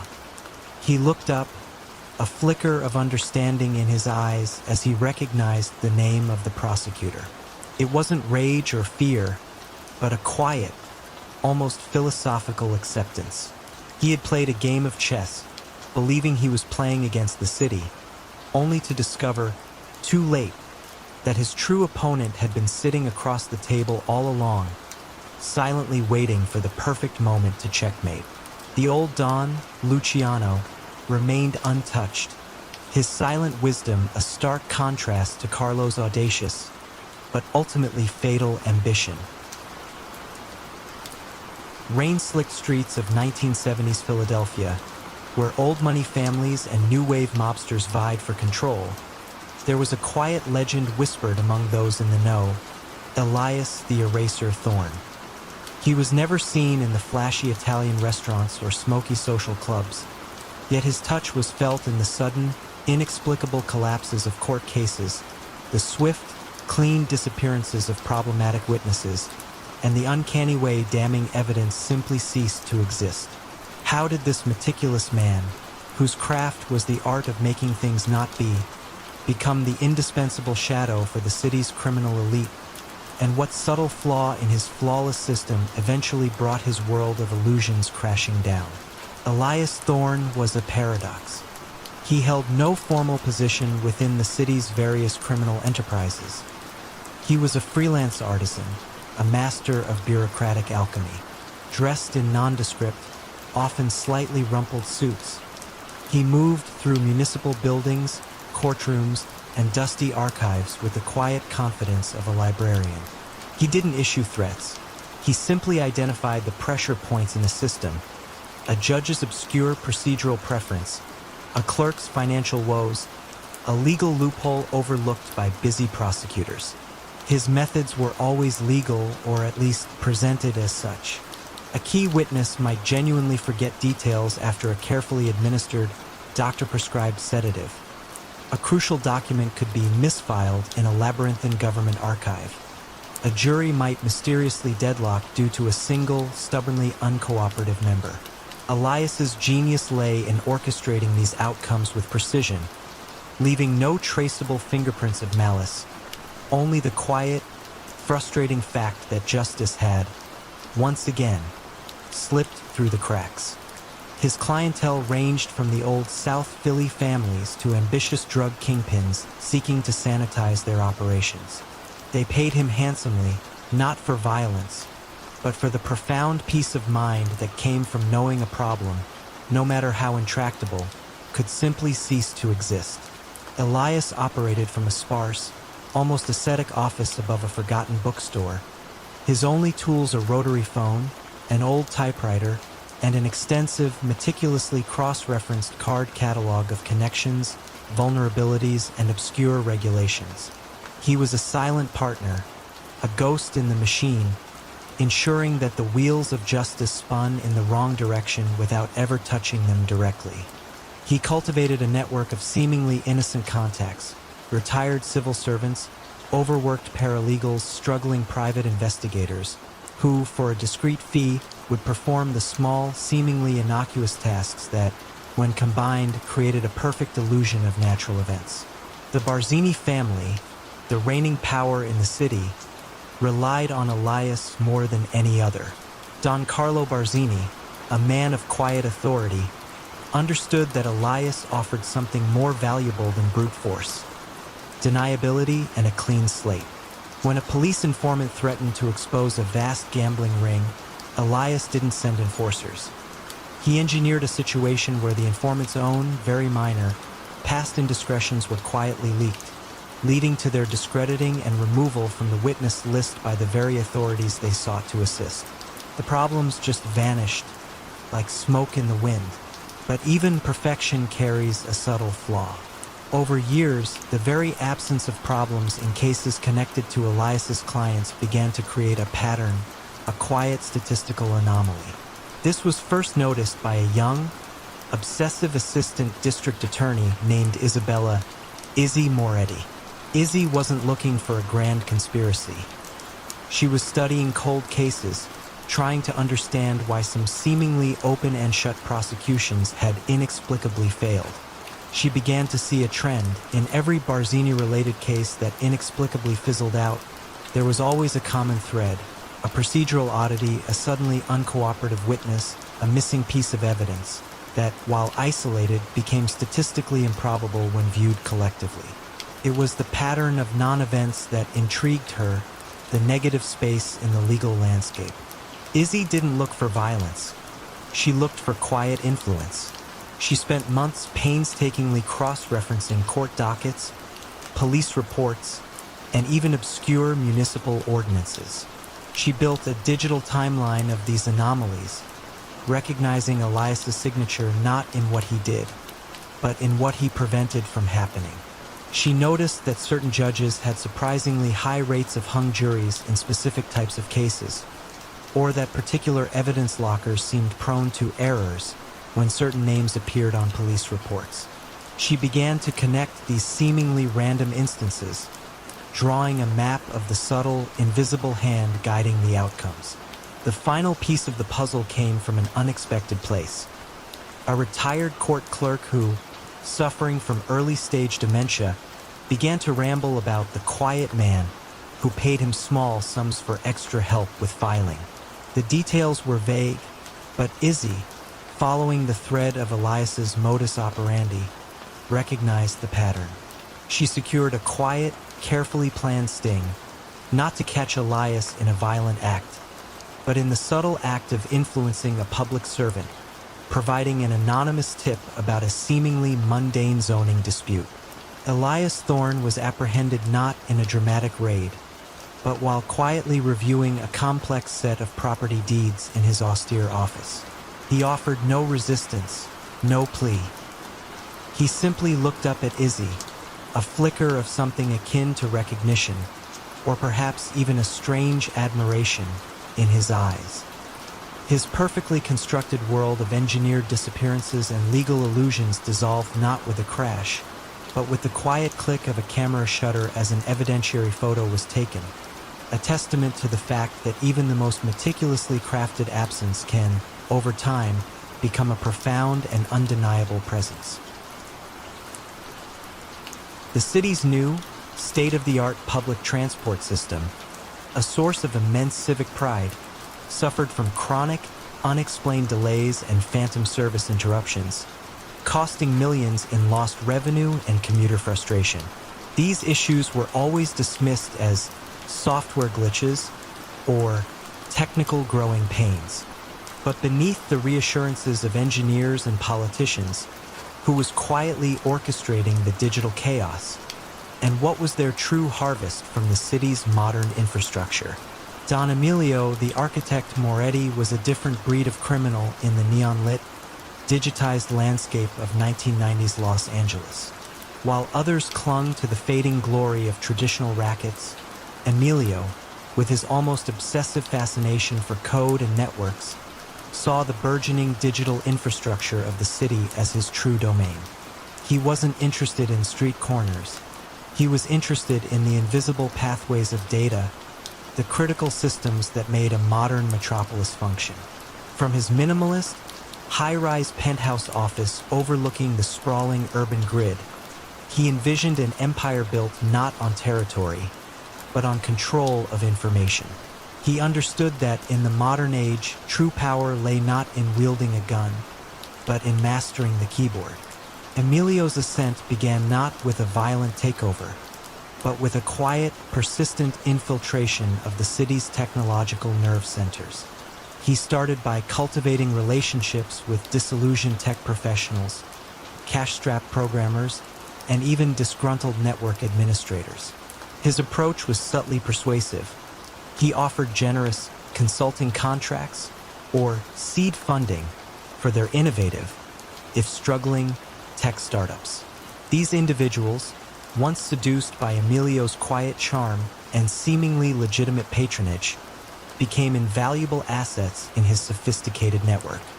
He created a clandestine think tank of highly skilled hackers and coders, ostensibly working on advanced software solutions, but in reality, tasked with identifying and exploiting vulnerabilities in the city's burgeoning digital infrastructure, from traffic control systems to public utility grids and, most lucratively, the new public transport network.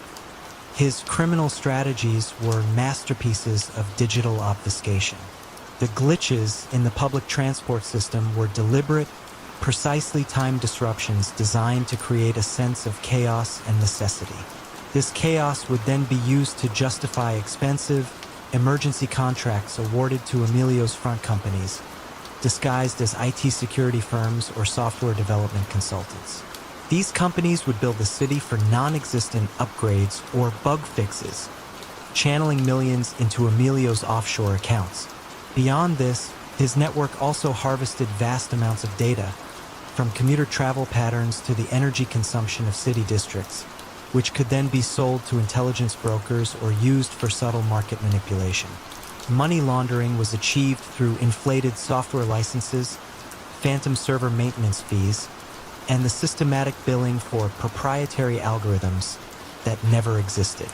He became the quiet, indispensable ghost in the system, orchestrating unseen chaos for immense, untraceable profit. Within the fluid, high-stakes world of organized crime, Emilio navigated power struggles with a chilling, almost surgical precision. Other families might control drug distribution or traditional extortion, but Emilio controlled the very data and systems they relied upon. When a rival capo tried to muscle in on a particular tech firm he was targeting, Emilio wouldn't send enforcers. Instead, that capo's private financial records might mysteriously appear in the hands of the IRS, or their sophisticated communication network would suffer sudden, inexplicable outages, crippling their ability to operate. His influence was so pervasive, so deeply embedded in the digital fabric of the city, that even the most brutal enforcers understood that crossing Emilio meant operating blind and vulnerable in a world increasingly run by data. The unraveling began not with a wiretap or an informant, but with a singularly persistent and brilliant young data scientist named Kenji Tanaka. Kenji, working for the city's transit authority as an efficiency expert, was tasked with optimizing train schedules and reducing delays. He wasn't looking for crime. He was looking for patterns of inefficiency in the vast streams of operational data generated by the transport system. Could it be that the very signals Emilio sent to create chaos would, when meticulously analyzed, reveal his unseen hand?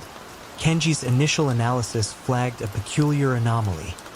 The random software glitches and delays exhibited a subtle, almost imperceptible mathematical regularity.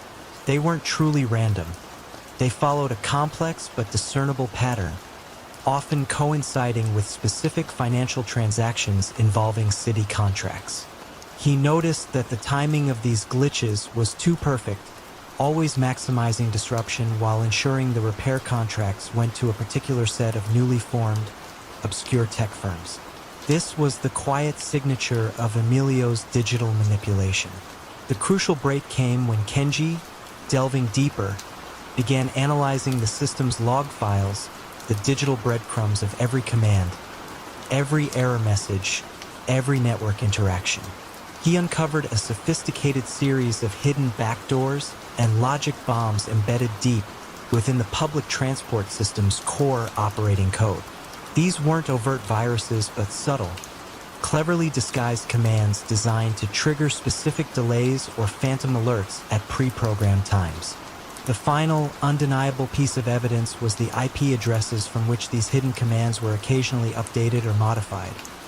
They traced back not to a bustling corporate office, but to a series of anonymous servers, all ultimately routing through a legitimate-looking network security firm, which, through meticulous corporate registry checks, was definitively linked to Don Emilio Moretti. On a crisp summer morning in 2002, Don Emilio, the architect Moretti, was arrested not for violence or drug trafficking, but for systemic cybercrime, widespread racketeering through digital manipulation, and grand-scale financial fraud. His empire, built on the quiet, indispensable process of information control, crumbled not under the weight of a violent assault, but under the relentless, methodical analysis of a data scientist and the irrefutable digital trails he left in the very system he sought to control. The ghost in the system, who had so meticulously turned chaos into profit, found his carefully constructed digital illusions dissolving, exposed by the very code he had used to hide. The container ship, the SS Athena, sat unmoving in its berth at the port of New York, a single, critical shipment of high-tech medical equipment delayed by an unforeseen labor dispute that no one seemed to understand. For a port that prided itself on relentless efficiency, such a public, costly standstill was unheard of. What unseen forces had the power to halt the very heartbeat of commerce, and who benefited from the silent paralysis of 1,000 tons of cargo? Don Antonio "Tony the Tide" Salerno was not the figure one typically associated with the gritty, bustling docks of the 1970s. With his soft, measured voice and an almost professorial air, Tony preferred the quiet contemplation of shipping manifests to the loud pronouncements of his more boisterous contemporaries. Yet, from his unassuming office overlooking the vast expanse of container yards, Tony wielded a power far greater than any street boss. He had spent decades patiently, meticulously gaining absolute control over the Longshoremen's Union, not through violence, but through a granular understanding of logistics, leverage, and the sheer, unyielding demand for labor. He knew that in the global economy, the true choke points were not territories, but passages. Tony's ascent had begun in the post-war boom, when the port was the undisputed artery of the city. He started as a union delegate, keenly observing the interplay of shipping lines, customs, and labor. He identified the subtle vulnerabilities, the perishable goods that needed swift passage, the seasonal demands for specific imports, the absolute dependency of businesses on uninterrupted flow. He gradually gained control not by direct threats, but by offering solutions to problems that mysteriously appeared. A competitor's cargo might suffer unexplained damage, or a crucial shipment might be inexplicably misplaced for weeks in the vast warehouses. Conversely, those who cooperated found their goods sailing through customs with unprecedented speed, their unions enjoying harmonious relations. This quiet, pervasive coercion was often more terrifying than a direct confrontation, as it left no clear perpetrator, only devastating financial consequences. His criminal strategies were a testament to his logistical genius. He ran an extensive racketeering operation disguised as expedited handling fees and union solidarity contributions, inflating the cost of every container that entered or left the port. He maintained a vast network of ghost workers on union payrolls, their salaries siphoned directly into his coffers. Beyond this, the port served as an unparalleled conduit for smuggling. High-value contraband electronics, luxury textiles, even rare art would be quietly offloaded from legitimate vessels, disguised within ostensibly empty containers or mixed with low-value bulk goods. The money laundering was a seamless affair, flowing through shell companies established as customs brokerage firms, warehousing facilities, and even small, legitimate import-export businesses that Tony's family secretly owned. The sheer volume of legitimate trade provided perfect cover for the illicit. Within the tangled web of organized crime, Tony navigated power struggles with a chilling, almost academic precision. Other families might control drug distribution or gambling circuits, but Tony controlled the very means by which their goods entered the city. When a rival capo tried to establish their own foothold in the port, Tony wouldn't dispatch enforcers. Instead, that capo's next illicit shipment would find itself permanently stalled in customs or mysteriously lost in transit, bleeding the rival dry without a single drop of blood spilled. His influence was so deeply embedded, so essential to the port's operation, that even the most violent capos understood that crossing Tony meant crippling their own supply lines. He was the quiet, indispensable fulcrum upon which much of the city's hidden economy balanced. The unraveling began not with a dramatic raid or an informant's panicked confession, but with a new, quietly ambitious federal prosecutor named Eleanor Vance. Eleanor, fresh out of law school and assigned to a low-profile task force investigating import-export irregularities, started noticing a consistent pattern in minor customs violations. These weren't drug busts, but small discrepancies in manifests, slight over-declarations of weight, or unusual routing choices for seemingly innocent cargo, all linked to a surprisingly small number of seemingly unrelated brokerage firms. Could it be that the smallest ripples on the surface hid a profound current beneath? Eleanor, a meticulous analyst by nature, began mapping these seemingly disparate anomalies. She wasn't looking for the big score. She was looking for the quiet hum of a system. Her breakthrough came when she cross-referenced the unusual shipping patterns with public union records and private corporate filings. She discovered that many of the small brokerage firms, while legally distinct, shared subtle, overlapping ownership structures that eventually led back to a legitimate-looking real estate trust. This trust, in turn, owned a significant portion of the warehouses and even parts of the equipment used at the very docks experiencing the most frequent labor disputes. The crucial break came when a disgruntled customs officer, tired of being quietly strong-armed into looking the other way, anonymously provided Eleanor with an internal union memo detailing a complex system of priority processing for certain shipping codes. These codes, ostensibly for urgent, legitimate cargo, were in reality used to flag shipments for either swift, uninspected passage for Tony's smuggled goods, or for deliberate, indefinite delay for his competitors. It was a quiet instruction, but it laid bare the entire mechanism of Tony's control over the port's rhythm.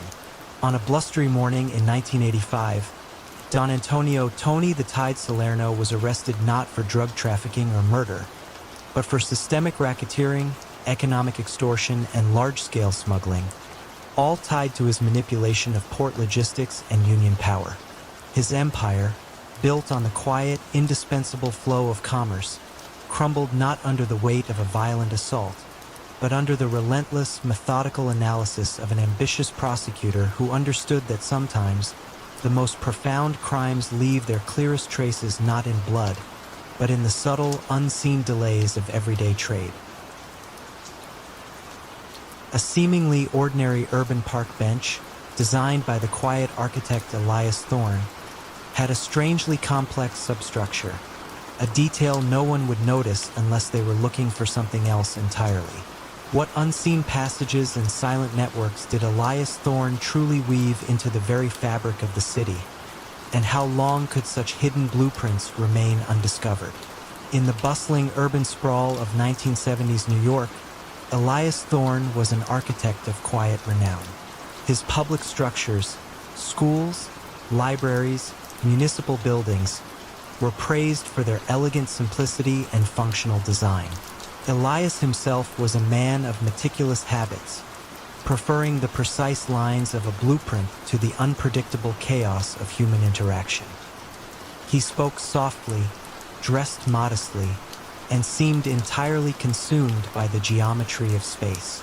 Yet, beneath this unassuming exterior lay a genius for concealment, a talent that had not gone unnoticed by the city's more shadowy patrons, the Santoro family. His entry into their world was not dramatic. It began with an innocuous request from a seemingly legitimate construction firm with ties to the family, asking Elias to consult on a secure storage facility. The challenge presented was intellectually stimulating. Design a space that was entirely hidden within an existing warehouse, impervious to casual inspection and capable of discreet access. Elias, intrigued by the puzzle, applied his unique skills. He created false walls, intricate ventilation systems that doubled as hidden conduits, and even a sub-basement accessible only through a cleverly disguised freight elevator. He saw it as a grand, silent game of hide-and-seek on an architectural scale. Over the next 2 decades, Elias became indispensable to the Santoro family. He was their silent partner, the unseen hand that designed the physical infrastructure for their illicit empire. His commissions ranged from integrating secure, soundproof chambers into bustling restaurants for discreet meetings, to engineering elaborate underground networks for smuggling goods beneath city blocks, connecting seemingly disparate legitimate businesses. You might walk through a public plaza and never suspect that a complex array of conduits for illicit data or hidden escape routes lay directly beneath your feet, all meticulously planned by Elias. He designed hidden data centers within commercial buildings, ensuring that the family's burgeoning digital records, from sophisticated gambling rings to international money laundering operations, were stored in places that simply did not exist on any official city plan. His designs were perfect, functionally brilliant, and utterly undetectable to the untrained eye. Elias approached each project with a detached professionalism, viewing the family's activities as merely the context for his architectural challenges. He was a master of illusion, making the non-existent seem commonplace and the impossible structurally sound. His designs allowed the Santoro family to conduct their affairs with a quiet discretion that baffled law enforcement for years. They operated from within the very fabric of the city, like ghosts moving through solid walls. Elias took pride in the subtle cleverness of his work, the structural integrity of his secrets. However, the very perfection of Elias's designs began to sow the seeds of his downfall. As the 1990s progressed, a new generation of federal investigators, armed with advanced forensic engineering techniques, began to look beyond financial trails and informants. They started to analyze architectural blueprints, searching for anomalies. Leading this charge was Special Agent Lena Petrova, a former structural engineer who possessed a rare combination of technical expertise and relentless investigative drive. She wasn't looking for explicit criminal activity. She was looking for things that didn't make sense, structural redundancies, or unexplained costs in otherwise ordinary public works projects. Agent Petrova's breakthrough came during a routine audit of a publicly funded civic center designed by Elias Thorne years prior. She noticed a series of inexplicable costs associated with the building's drainage system and a curious, almost excessive, amount of reinforcing steel in seemingly non-load-bearing walls. It was technically sound, even over-engineered, but fiscally illogical for its stated purpose. Elias's over-meticulousness, his desire to make every part of his design robust, even the hidden parts, became his signature. Petrova started cross-referencing all public projects linked to Elias Thorne's firm. She began to see a pattern: subtle deviations from standard engineering practices, disproportionate expenses in odd areas, and the repeated presence of specific, unusual material orders for components that appeared to have no official function. It was like a hidden language woven into the city's very infrastructure, a narrative of deliberate structural secrets. That unassuming park bench, for instance, turned out to have an elaborate reinforced conduit system running beneath it, far more than any city drainage would require, but perfect for a discrete data line or a hidden cable. The investigation became a quiet, intellectual duel between two brilliant minds. Agent Petrova and her team meticulously mapped out Elias's hidden architectural signatures across dozens of buildings. They used advanced ground-penetrating radar and thermal imaging not to find crime scenes, but to find structural inconsistencies that pointed to concealed spaces. The final piece of the puzzle came not from a snitch or a raid, but from a quiet, almost poetic moment of discovery. Petrova's team, exploring the drainage system of the Civic Center based on Elias's peculiar blueprints, discovered a concealed access panel leading to a large, empty chamber beneath the building. A vault of perfect, soundproofed concrete, complete with an advanced, dedicated power supply, completely absent from official records. It was a space designed for something significant, something secret. When the federal agents finally approached Elias Thorne, he was in his office, poring over blueprints for a new civic library. They didn't burst in. They simply presented him with a series of schematics, overlaid with their own infrared scans and geological surveys, highlighting the hidden spaces, the over-engineered walls, the inexplicable conduits. Elias looked at the diagrams, then at the agents, a flicker of something akin to admiration in his eyes. He had built a fortress of whispers, a network of silent, secret spaces, but his own unwavering commitment to structural perfection had left an undeniable signature, a language that, to the right interpreter, spoke volumes. He was arrested not for the violence he abhorred, but for racketeering, conspiracy, and aiding and abetting an ongoing criminal enterprise. The architect of whispers, a man who had manipulated the very foundations of the city, was brought down not by a loud accusation, but by the quiet, undeniable evidence of his own meticulous, hidden designs. The demo tape, a raw, heartfelt collection of folk songs, had been rejected by every major label in Los Angeles. Yet, after a single, hushed meeting with a seemingly benevolent music executive known for his philanthropy, the same tape mysteriously became a nationwide sensation, dominating airwaves and selling millions. But what hidden price did such sudden success demand? And who secretly owned every note, every lyric, every performance? Salvatore Sal Moretti, known quietly in certain circles as the Maestro, was a figure unlike the typical crime boss. In the opulent, sun-drenched offices of Los Angeles' music industry in the late 1980s, Sal moved with the measured calm of a classical conductor.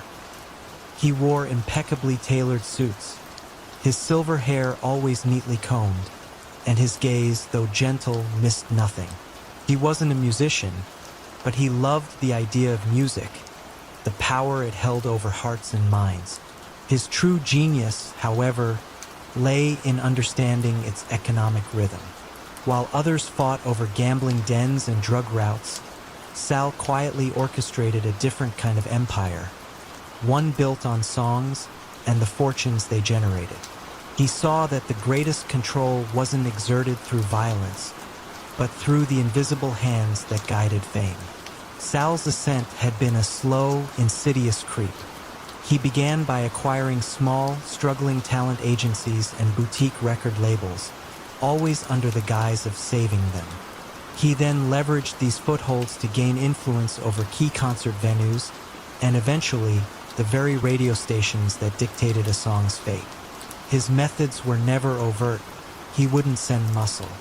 Instead, a club owner might find their liquor license inexplicably delayed, or a radio station manager might experience a sudden, crippling technical issue right before a major advertising push. Conversely, those who cooperated found their careers inexplicably flourishing. This quiet, pervasive coercion allowed him to build an unassailable network, turning the dreams of aspiring artists into an endless stream of illicit revenue. His criminal strategies were masterpieces of financial obfuscation, hidden beneath layers of artistic legitimacy. He'd offer seemingly generous contracts to desperate artists, burying clauses deep within legal jargon that granted his affiliated publishing houses exorbitant cuts of future royalties, intellectual property rights, and even control over their touring schedules. Radio payola was a refined art form. Payments to programmers were disguised as promotional fees or consulting services for independent contractors, ensuring specific songs received heavy airplay and became hits, regardless of merit. He owned key distribution networks, making it virtually impossible for artists to reach audiences without his approval. Money laundering was conducted through inflated production costs for recordings, the salaries of ghost musicians who never played a note, and the systematic siphoning of legitimate royalty payments into offshore accounts, disguised as licensing fees for obscure, rarely played back catalogs that his front companies managed. Within the broader landscape of organized crime, Sal often operated in a detached, almost academic manner. He rarely engaged in direct power struggles, preferring to let his financial influence do the talking.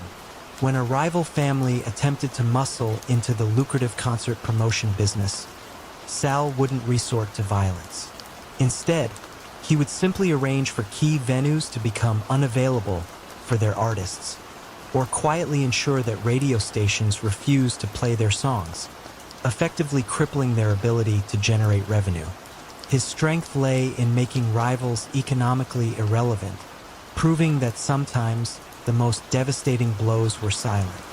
Could such a finely tuned instrument of control eventually play a dissonant note, revealing its true nature? The unraveling began not with a federal agent, but with a relentless, quiet analyst named Sarah Chun. Working for a global music rights organization tasked with distributing royalties, Sarah was tasked with auditing the burgeoning digital music landscape of the early 2000s. As music began to shift from physical CDs to online downloads and streaming, the flow of money changed, becoming a complex, interconnected web of microtransactions. Sarah, a meticulous individual with an uncanny ability to spot numerical anomalies, noticed something peculiar. While digital sales for legitimate artists were booming, a shockingly high percentage of royalties, particularly from obscure, public domain-sounding music, was flowing to a handful of small, seemingly legitimate publishing houses. These companies, on paper, managed rights for thousands of artists, but many of them were either deceased, unknown, or their works were being systematically undervalued while the ghost catalogs earned disproportionately. Sarah's deep dive revealed an intricate web of interlinked companies, all ultimately pointing back to a legitimate, well-respected music conglomerate owned by Sal Moretti. The data, initially dismissed by her colleagues as market noise, screamed fraud to her. It wasn't about missing money. It was about money being systematically siphoned through legitimate channels. She saw a pattern of phantom artists generating millions in royalties, while real artists struggled to make ends meet, all due to hidden licensing agreements and intricate financial diversions. She presented her findings to a reluctant but eventually convinced FBI white-collar crime unit, focusing not on violence, but on the chillingly precise financial manipulation. On a warm afternoon in 2004, Don Salvatore the Maestro Moretti was arrested not in a dramatic club raid, but in his elegant, soundproofed recording studio. The charges were comprehensive: massive intellectual property fraud, systemic copyright infringement, racketeering through royalty manipulation, and complex money laundering. His empire, built on controlling the physical distribution and airwaves of music, had found itself outmaneuvered by the very digital revolution it tried to exploit. The vast paper trail of his financial manipulations, once hidden by the complexity of the music industry, became undeniably clear in the cold, hard light of data analysis. The maestro of melodies found his symphony of deception brought to a jarring halt, not by a bullet, but by the quiet, unyielding rhythm of irrefutable numbers. In the sun-drenched, ancient heart of Palermo, where whispers carried more weight than shouts, Isabella Bella Ricci wasn't a capo, nor did she carry a weapon. Yet she held more silent power than many men twice her size in the notoriously secretive Rossi family. How did a woman whose only tools were a keen mind and an encyclopedic memory come to possess the most dangerous leverage in the family? And what would it cost her when that knowledge became a threat? Isabella was an anomaly. In a world defined by a strict code of masculine dominance, she moved with an almost ethereal grace, her presence rarely noticed, yet her influence undeniable. She was the family's archivist, a quiet, almost scholarly woman whose office, tucked away behind a bustling, legitimate import-export business, was a sanctuary of meticulously organized files, each containing a secret, a vulnerability, a debt owed. She didn't extort directly. She merely recorded. Her tools were not intimidation, but observation and an uncanny ability to connect seemingly disparate pieces of information. A senator's mistress, a judge's gambling habit, a rival family's financial vulnerabilities, even indiscretions within the Rossi family itself, all were cataloged with dispassionate precision. You could say she was the family's quiet, living memory, the one who truly knew where all the bodies, metaphorical or otherwise, were buried. The patriarch, old Don Vittorio Rossi, a man whose word was law and whose gaze could freeze blood, recognized Isabella's unique value. He understood that in a changing world, information was becoming more potent than brute force.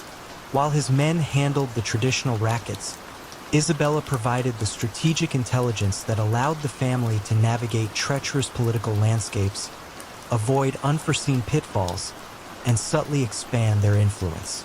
She became his quiet confidant, the only person he trusted with the unvarnished truth of their operations and the hidden weaknesses of their adversaries.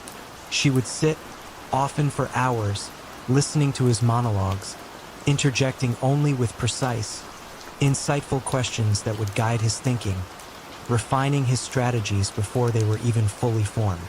Her influence grew subtly, like a vine intertwining with ancient stone. When a new mayor needed persuading, Isabella would provide the delicate details of his offshore accounts or his child's secret academic struggles, allowing the family to apply gentle, silent pressure. When a rival family seemed poised to encroach on their territory, Isabella would supply the intelligence on their internal divisions, providing the Don with the exact leverage needed to sow discord from within. She never issued threats, never even met the targets of her meticulously gathered data.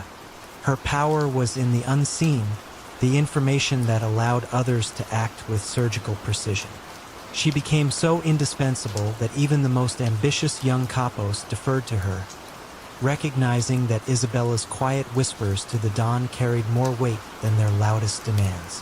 However, as Don Vittorio aged, his health failing, a new generation began to jockey for position. His nephew, Marco Rossi, a man of modern sensibilities and a more ruthless ambition, started to question the extent of Isabella's knowledge. He saw her comprehensive archives not as an asset, but as a liability. If Isabella knew everything, then she held a power that transcended the family hierarchy, a silent weapon that could dismantle them from within if it ever fell into the wrong hands, or if she chose to wield it herself. The quiet admiration turned into a creeping unease. then a calculated suspicion. The question wasn't if Isabella's influence would be curbed, but how. The unraveling began with a series of subtle maneuvers. Marco, alongside a few ambitious peers, started to isolate Isabella, subtly undermining her access to new information. Files would go missing from her network, communications would be routed elsewhere, and her once constant consultations with the ailing Dawn became less frequent, then ceased altogether. She felt the chill, a tightening of the invisible net around her. She wasn't outwardly threatened. Instead, she was slowly being rendered irrelevant, her knowledge becoming a historical archive rather than a live, actionable threat. But Isabella, ever the meticulous planner, had anticipated this shift. Her reliance on physical files was a carefully cultivated deception. For years, Isabella had been creating a digital mirror of her most sensitive information, encrypted and spread across multiple, seemingly innocuous online accounts and obscure databases, each piece a shard of a larger truth. She had foreseen that a physical archive, no matter how secure, would eventually be compromised. Her final act of quiet rebellion was not a betrayal in the traditional sense, but a strategic disappearance, a carefully planned vanishing act. The morning the Rossi family came to retire her, Isabella was gone. Her office was immaculately tidy, devoid of any incriminating evidence. All her physical files, centuries of secrets, were found shredded or incinerated. But weeks later, a series of anonymous, encrypted data packets began to surface in unexpected places. An exposé on a crooked judge appearing on an independent journalism site, a detailed financial breakdown of a rival's offshore accounts landing in a prosecutor's anonymous tip box, and even a cryptic hint about Marco Rossi's own secret dealings appearing on a dark web forum. Each piece was too small to directly incriminate, but together, they created a growing ripple of distrust and panic within the family and its allies. Isabella had not sought to destroy the family, but to ensure that her knowledge, her true power, could never be fully contained or seized. She had made herself untraceable, a ghost in the digital ether, leaving behind a legacy of calculated disruption. The Rossi family, though still powerful, found itself perpetually looking over its shoulder, haunted by the quiet whispers of the information Isabella had set free, a testament to the fact that some secrets, once known, can never truly be buried. For decades, the family's books were a fortress of impenetrable complexity, guarded by consiglia Connie Russo, a woman whose stern gaze and sharper mind kept countless illegal fortunes pristine. But as the digital age dawned and her old-world methods clashed with new threats, could her intricate system of deceit truly withstand the relentless scrutiny of a new kind of foe? In the bustling, close-knit heart of Little Italy in the 1970s, amidst the aroma of simmering tomato sauce and the clatter of daily life, Consiglia Russo was an unlikely pillar of power. She was not a glamorous figure, nor one who sought the spotlight. Instead, Connie, with her severe bun, practical dresses, and spectacles perched on her nose, looked every inch the stern, unassuming accountant she presented herself to be. Yet, behind the frosted glass door of her small, nondescript office, she orchestrated financial movements of astonishing complexity, cleaning the ill-gotten gains of the formidable Lombardi family with an almost artistic precision. She was, in essence, their financial architect, the Iron Lady, who ensured their vast sums flowed seamlessly from illegal enterprises into legitimate businesses.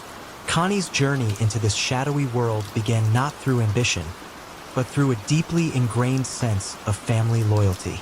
Her uncle, Big Tony Lombardi, had plucked her from a promising career in corporate finance after recognizing her extraordinary aptitude for numbers and her unwavering discretion.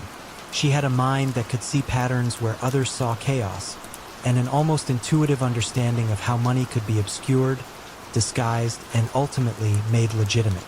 Her methods were meticulous, almost painstakingly old-fashioned.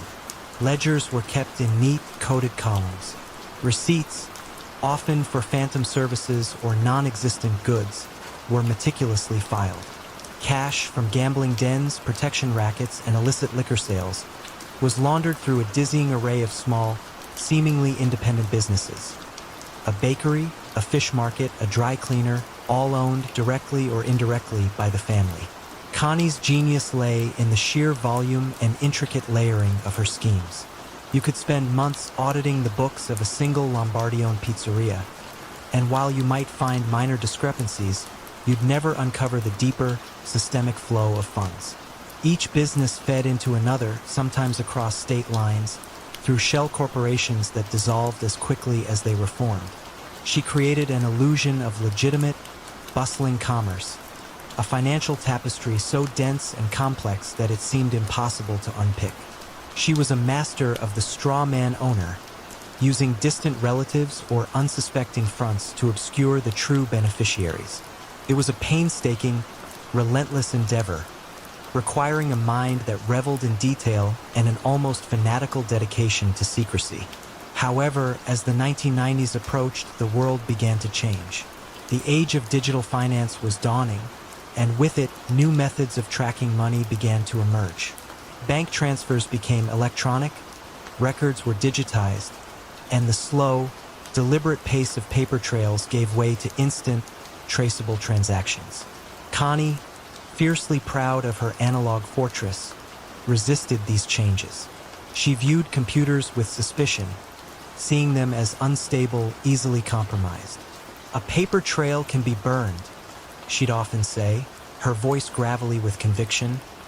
"But a digital one, it leaves a ghost." The federal authorities, specifically a new breed of financial investigators within the FBI, were also evolving. They were no longer just chasing men with guns. They were chasing money, using sophisticated software and data analysis to identify unusual patterns and anomalies. One such agent, a young, tech-savvy woman named Sofia Rodriguez, was assigned to the Lombardi family. Sofia didn't look for the obvious. She didn't raid businesses looking for cash. Instead, she sat in front of a computer screen, poring over vast datasets of public financial records, tax filings, and corporate registrations, searching for the digital echoes of the Lombardi Empire. Sofia's breakthrough came not from finding a mistake in Connie's perfect ledgers, but from recognizing an absence. Connie's old-world methodology meant certain types of modern, digital transactions were simply missing from the Lombardi family's reported income streams, even as their public spending and wealth visibly grew. Sofia noticed an unusual number of cash-only businesses within the family's portfolio, and a striking lack of electronic fund transfers, even for businesses that should have been relying on them heavily in the modern era. It was as if a significant part of their financial life was simply off the digital grid. Sofia began to track the physical movement of money itself, the patterns of large cash deposits, always just under the reporting threshold, made at different bank branches by different individuals, yet always linked to the same few family members. She saw the intricate, almost ritualistic way cash was ferried from one seemingly legitimate front to another, always in small, untraceable increments. Connie had been so effective at creating a paper fortress that she had inadvertently created a very distinct physical footprint, a rhythm of cash that stood out in a world increasingly reliant on digital flows. The unmasking of the Iron Lady was not a dramatic raid, but a quiet, methodical tightening of the net. The FBI began to follow the cash, not just its source or destination, but its journey. They observed the same couriers, making the same circuitous routes, delivering bags of cash to Connie's seemingly innocuous office. They set up surveillance, not on the noisy gambling dens, but on the quiet, unassuming accountant's office. When they finally served the warrant, Connie was sitting at her desk, surrounded by her meticulously organized paper files. She looked up at Agent Rodriguez, her stern gaze unwavering. "You found the cracks, then?" she said, her voice betraying a hint of grudging respect. It wasn't a mistake in her accounting that brought her down, but her steadfast refusal to adapt, her unwavering loyalty to a system that, while once impenetrable, had become a relic in a rapidly digitizing world. The fortress of paper had become a cage of information, and the digital ghost she had feared had finally materialized, not within her ledgers, but in the patterns of her unwavering old-world methods. The secrets she had so painstakingly guarded for decades were finally laid bare, not by a ledger entry, but by the quiet rhythm of the cash itself. The seemingly benevolent neighborhood credit union, offering surprisingly low-interest loans to struggling small businesses, was seen by many as a godsend in a tight economy. Yet, beneath its comforting facade of community support, every loan granted, every handshake agreement, came with a hidden price. What subtle threads of obligation were spun with each dollar advanced, and what unforeseen consequence ultimately unraveled this carefully constructed web of financial control. Don Luca, the lender Mancini, was not a man of overt threats or violent displays. In the bustling Italian-American enclaves of 1970s Boston, he moved with the quiet dignity of a respected elder, often seen at church functions or local festivals, always ready with a kind word and a helping hand. His true domain, however, was finance. Luca had, over decades, built an empire not through coercion by force, but through coercion by credit. He understood that in a community dependent on trust and interconnectedness, the most effective chains were forged not of iron, but of debt. He believed that true power lay not in what you took, but in what you quietly gave, knowing it would always be repaid with interest. Luca's ascent began during tough economic times when legitimate banks were hesitant to lend to small, family-owned businesses. He stepped into this vacuum, offering loans with remarkably favorable terms, often requiring little collateral beyond a man's word. But embedded in these seemingly generous agreements were unspoken clauses, a quiet understanding that the business owner would, when called upon, offer a favor, perhaps a safe house for an associate, a temporary job for a family member, or a discreet channel for moving illicit funds through their legitimate enterprise. Over time, these favors compounded, creating an unbreakable web of reciprocal obligation and unspoken control. His criminal strategies were brilliant in their simplicity and devastating in their scope.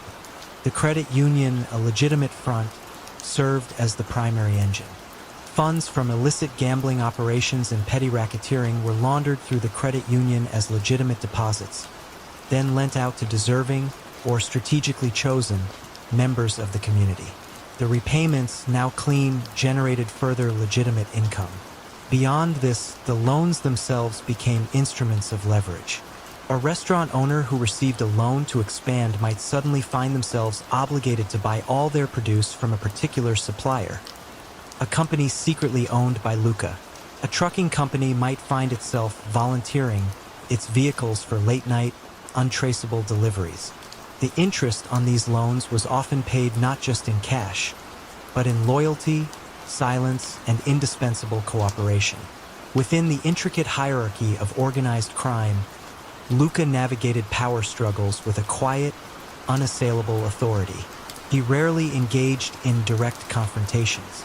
Other families might control drug distribution or protection rackets, but Luca controlled the very financial lifelines of countless small businesses that formed the bedrock of the community. When a rival capo tried to muscle in on his loan-sharking territory, Luca wouldn't send enforcers. Instead, he would simply arrange for the rival's key associates to find their lines of credit mysteriously cut off, their legitimate businesses facing sudden, inexplicable bankruptcy. His power was derived from the quiet, pervasive financial dependency he had fostered, making him indispensable even to those who mistrusted his methods. The unraveling began not with a wiretap or an informant, but with a new, quietly ambitious federal auditor named Christine Davies. Christine, a young, tenacious professional with a background in forensic accounting, was assigned to a routine audit of credit unions in distressed economic areas. She wasn't looking for crime. She was looking for financial stability and regulatory compliance. Could it be that the very generosity Luca extended would, when viewed through the cold lens of data, expose his insidious control? Christine's initial audit flagged a peculiar anomaly. While the credit union's loan portfolio was remarkably healthy, with an unusually low default rate, the actual source of its capital seemed inconsistent. There were too many large, irregular cash deposits, often from individuals with no apparent connection to the community, and too many loans granted with remarkably lax collateral requirements, yet almost perfect repayment rates. This was the quiet hum of Luca's illicit financial engine. The crucial break came when Christine, delving deeper, began analyzing the patterns of the loans. She noticed that certain businesses, consistently granted these highly favorable loans, also consistently made large, periodic payments to a small network of seemingly unrelated consulting firms or services providers. These payments were never for explicit interest, but for vague advisory fees or risk management services. When she cross-referenced these firms with public records, she discovered they were all ultimately owned by shell corporations linked to Luca Mancini's extended family. The final, undeniable piece of evidence was a meticulously kept, hidden ledger, anonymously leaked by a disillusioned former employee of the credit union. This ledger detailed not only the actual, hidden interest rates on the loans, but also the specific favors and illicit services each borrower was quietly obligated to provide. On a cold, gray morning in 1988, Don Luca, the lender Mancini, was arrested not for violence or drug trafficking, but for systemic racketeering, extensive loan sharking disguised as legitimate credit, and grand-scale money laundering. His empire, built on the quiet, indispensable act of providing financial aid, crumbled not under the weight of a violent assault, but under the relentless, methodical scrutiny of a meticulous auditor and the irrefutable truth of his own hidden books. The art of the quiet loan was finally exposed, revealing that sometimes the most profound forms of control are woven not with threats, but with the subtle threads of debt and unspoken obligation. Frank the Fixer Salerno had seen a lifetime of secrets, wrapped in the plush silence of mahogany-paneled offices and whispered under the clinking of ice in dark, crowded social clubs. For nearly 50 years, his loyalty to the Moretti family had been an unyielding bedrock, a bond forged not just in blood, but in a shared history of survival and ambition.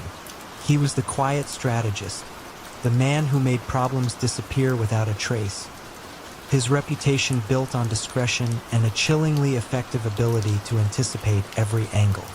But what happens when the very fabric of that loyalty begins to fray, not from external pressure, but from a quiet, internal rot that questioned everything he believed in, and what would be the breaking point that finally shattered his unwavering commitment? From the smoky backrooms of Prohibition-era speakeasies to the gleaming high-rises of the late 20th century, Frank Salerno had been a constant. He wasn't a man of overt violence, nor did he crave the spotlight. His power lay in his intellect, his almost preternatural ability to connect disparate pieces of information, to leverage a favor here, apply a gentle squeeze there, and subtly redirect potential threats away from the Moretti enterprise. He was Don Salvatore Moretti's consigliere, not just in title, but in spirit, a trusted confidant whose counsel was sought before any major move. Salvatore and Frank had grown up together in the same tenement building, their destinies intertwined from childhood games played on dusty street corners. Their bond felt unbreakable, a testament to an old-world code of honor that valued silence, respect, and absolute devotion above all else. The Moretti family flourished under this quiet guidance. Their empire, rooted in illegal gambling and controlled unions, began to branch into legitimate ventures: construction, waste management, import businesses. Frank was the architect of these expansions, meticulously crafting ownership structures and negotiating deals that masked their illicit origins. He ensured that the money, once earned through shadowy means, flowed seamlessly into respectable channels, cleaning it with a precision that bordered on artistry. You would often find him hunched over blueprints or complex financial statements, far from the boisterous laughter and veiled threats that characterized the family's other operations. He believed in the long game, in building something substantial, something that would endure. But as the decades wore on, a subtle shift began to ripple through the family's ranks. The old ways, the quiet understandings, started to erode. Salvatore, once the pragmatic and traditional Don, faced pressure from younger, more aggressive voices within the family, his own nephew, Carlo, being the most vocal. Carlo advocated for quicker profits, more overt displays of power, and a brutal efficiency that disdained Frank's nuanced approach. He saw Frank's methods as slow, archaic, even weak. Uncle Frank, Carlo would often say, a thinly veiled sneer in his voice, "The world moves faster now. We can't afford to be so delicate." Frank observed this change with a growing sense of disquiet. He saw the shift from strategic leverage to outright intimidation, from subtle coercion to blatant extortion. The lines he had always respected, invisible yet firm boundaries of how far one could push, began to blur. He witnessed schemes that targeted truly vulnerable people, innocent small businesses caught in the crossfire, and acts of casual ruthlessness that grated against his deep-seated, if morally compromised, principles. His quiet disillusionment grew, a slow-burning ember in his soul. He didn't openly defy the family, but his energy for fixing their increasingly unsavory problems waned. He became a ghost within their gatherings, his counsel still sought, but his heart no longer fully invested. Meanwhile, a patient, observant FBI agent named Eleanor Vance had been building a profile of the Moretti family for years. Vance wasn't interested in the violent enforcers. Her focus was on the financial architecture, the quiet men who made the illicit machine run. She noticed Frank Salerno. He was an anomaly, a figure of immense power, yet almost invisible, leaving no direct fingerprints on any overt criminal act. She saw his unique position, his long history, and perhaps a flicker of something in his distant demeanor that suggested a man at odds with his surroundings. She began to watch him not as a target for arrest, but as a potential point of fracture within the impenetrable wall of loyalty. The true breaking point came not with a bang, but with a whimper. The Moretti family, under Carlo's aggressive push, decided to take over a struggling, legitimate bakery that had been a neighborhood staple for generations. The owner, an old friend of Frank's from his youth, refused to sell. Carlo's response was swift and brutal. Not physical violence, but a relentless campaign of soft coercion, sabotaging deliveries, intimidating customers, and manufacturing zoning violations. Frank, who had always protected the vulnerable in his own quiet way, pleaded with Salvatore to intervene, reminding him of their shared past, of the respect they had always cultivated in the community. The bakery eventually succumbed, its owner financially ruined and heartbroken. This act, so casually cruel, extinguished the last flicker of Frank's unwavering devotion. He didn't betray the family in a dramatic exposé, no secret meetings with the FBI. Instead, in the weeks that followed, as the family launched their next significant money laundering operation through a series of offshore accounts, Frank made a series of subtle, almost imperceptible mistakes. He failed to properly secure a vital digital key, overlooked a redundant paper trail that should have been shredded, and forgot to log a specific, critical set of outgoing transfers. Agent Vance, who had been patiently tracking the family's financial flows, noticed the sudden, uncharacteristic sloppiness. She followed these subtle inconsistencies, these phantom errors, like a bloodhound on a scent. The mistakes Frank allowed to happen created vulnerabilities, tiny windows into the family's otherwise impenetrable financial fortress. The federal investigation, once stymied by Frank's brilliance, now found purchase. They didn't have an informant. They had a crack in the foundation, created by a man who had finally decided that the price of his loyalty had become too high. The unraveling was slow, methodical, driven by financial evidence rather than violent busts.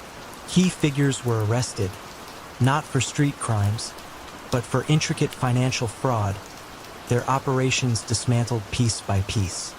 Frank Salerno remained free, his actions untraceable, a silent ghost in the machine who had quietly decided that some things, like the spirit of an old bakery owner, were simply not worth fixing, even for loyalty. The silence he now lived with was heavier than any secret he had ever kept, a testament to the quiet, devastating power of a loyalty finally fractured. The whispers began in the hushed corridors of London's most prestigious auction houses. A lost Renaissance masterwork, presumed destroyed in the war, had resurfaced, authenticated by leading experts, yet a single, almost imperceptible inconsistency in its underpainting gnawed at one quiet conservator. How could such a flawlessly executed deception, worthy of the greatest art forgers in history, be undone by a detail so minute, so easily overlooked? Don Alessandro, the curator Volpe, was not a man of the shadows, but of gilded frames and hushed galleries. In 1990's Milan, he moved with the easy grace of old money, his tailored suits and encyclopedic knowledge of art history belying his true profession. The Volpe family, a once formidable force in traditional rackets, had seen their power wane as the old ways crumbled. It was Alessandro, with his discerning eye and intellectual curiosity, who had quietly steered them into a new, far more lucrative, and arguably more elegant criminal enterprise: high-stakes art fraud and the trafficking of stolen masterpieces. He understood that the greatest fortunes were made not by spilling blood, but by mastering perception. Alessandro's rise was as meticulously crafted as his forgeries. He cultivated relationships with disgraced art historians, financially strapped conservators, and even disillusioned museum security personnel. He didn't threaten, he offered solutions. A historian facing overwhelming debt found a sudden, anonymous benefactor. A conservator struggling with a rare illness in their family discovered a generous, no questions asked grant. These individuals, once seduced by the quiet, seemingly benevolent hand of Don Volpe, became invaluable assets in his sophisticated network. He created a clandestine atelier where master forgers, often artists whose legitimate careers had faltered, painstakingly recreated lost works or duplicated existing ones with breathtaking accuracy. They worked with period materials, aged canvases, and even historical pigments, striving for a fidelity that went beyond mere imitation. His criminal strategies were a testament to his artistic sensibilities. He'd orchestrate the discovery of a long-lost painting, perhaps from a forgotten private collection, ensuring its provenance was just ambiguous enough to excite, but not alarm the art world. Through subtle blackmail or carefully placed donations, he would ensure that the initial authentications went smoothly. The laundered money would flow through a network of shell galleries and anonymous private sales, blurring the lines between genuine investment and illicit profit. He operated in a world where a handshake sealed deals worth tens of millions, a world where the quiet exchange of a masterpiece was far more valuable than any street-level drug transaction. He understood the psychology of the art market, its desire for the rare, its willingness to believe in a romantic narrative, and its deep-seated trust in its own established circles. Within the broader criminal landscape, Alessandro often found himself an anomaly. Other families, still clinging to more brutal methods, viewed his ventures with a mix of disdain and grudging admiration for the sheer volume of untraceable wealth he generated. Power struggles for Alessandro were less about turf wars and more about intellectual dominance, ensuring his operations remained distinct and insulated from the street-level chaos. When a rival family attempted to muscle in on a valuable antique smuggling ring he was overseeing, Alessandro didn't resort to violence. Instead, he subtly alerted a notoriously aggressive private art recovery firm to their activities, letting a third party dismantle his competitor's operation, leaving his own hands clean. His greatest strength was his ability to operate in plain sight, camouflaged by cultural sophistication. The unraveling began, ironically, with a genuine desire for historical accuracy. Dr. Helena Vargas, a quiet, unassuming art conservator at the Uffizi Gallery in Florence, was preparing a catalog for a major exhibition on Renaissance portraiture. She received images of the newly discovered painting, authenticated in London, for inclusion. Helena, however, possessed an almost preternatural sensitivity to the subtle nuances of paint and canvas. While viewing high-resolution scans, she noticed something peculiar in the painting's deepest underlayer, visible only through advanced multispectral imaging. It was a faint, almost imperceptible hint of a pigment, a specific shade of ochre that, according to her extensive research, had not been synthesized or commonly used until a century after the original artist's death. Could a single, anachronistic brushstroke be the thread that unravels a tapestry of deception? Helena, driven by academic rigor rather than suspicion, began a painstaking, quiet investigation. She wasn't looking for a criminal, but for a historical inaccuracy. She cross-referenced archival texts, ancient pigment recipes, and historical trade routes. Each piece of data reinforced her initial observation. The ochre simply should not have been there. She discreetly reached out to a trusted colleague at Scotland Yard, a detective named Inspector Finch, known for his unconventional approach to art crime. Finch, initially skeptical, was swayed by Helena's quiet conviction and the sheer, meticulous detail of her findings. The decisive break came when Helena, with Finch's assistance, secured permission for a microscopic examination of the painting, then displayed at a high-profile exhibition. Under high magnification, the anachronistic ochre was confirmed. The ripple effect was immediate and devastating. Once the initial masterpiece was definitively exposed as a fake, the entire art market began to scrutinize every lost work that had passed through Alessandro Volpi's various channels. The sophisticated network of galleries and private collectors, once his greatest strength, became a conduit for his exposure.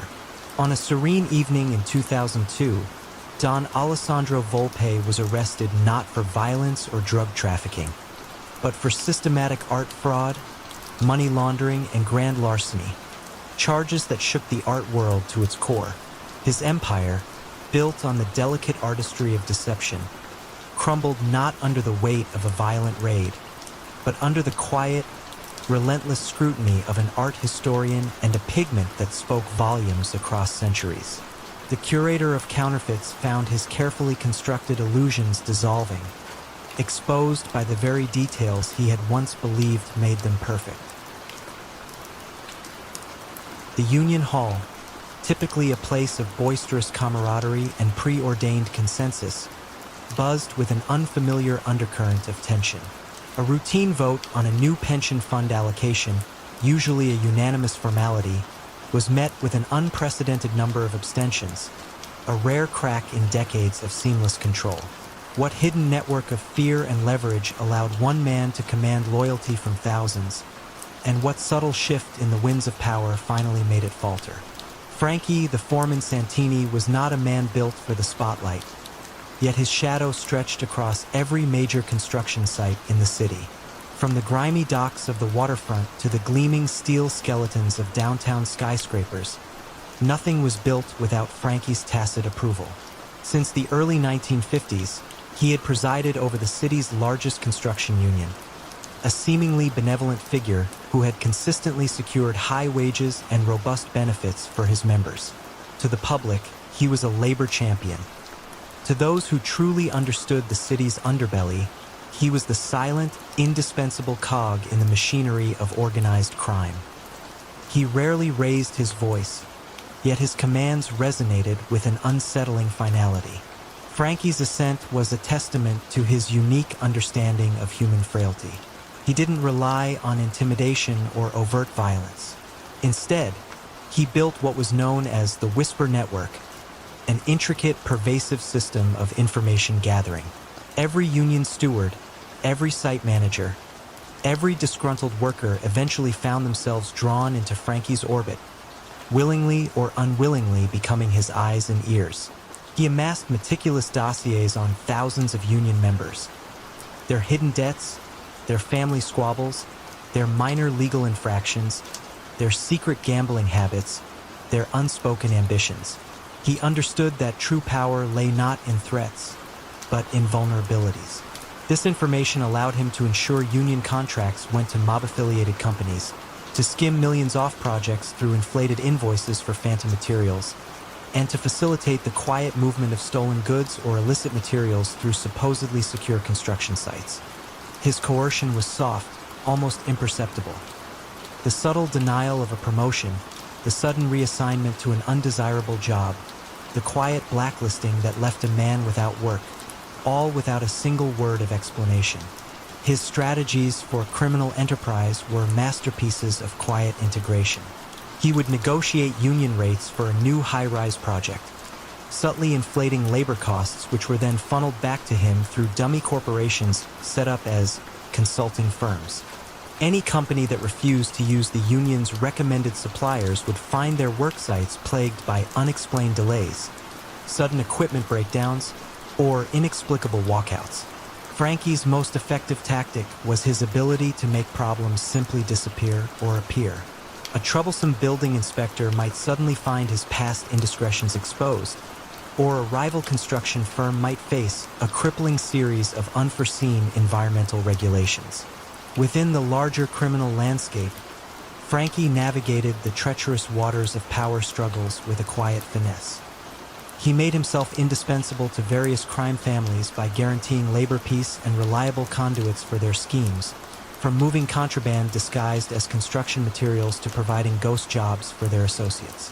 His influence was a silent currency. When a new, more aggressive capo sought to assert control over the construction racket, Frankie wouldn't resist directly. Instead, he'd subtly leak compromising information about the capo's operations to a rival family, or arrange for their key construction projects to suffer debilitating, inexplicable delays.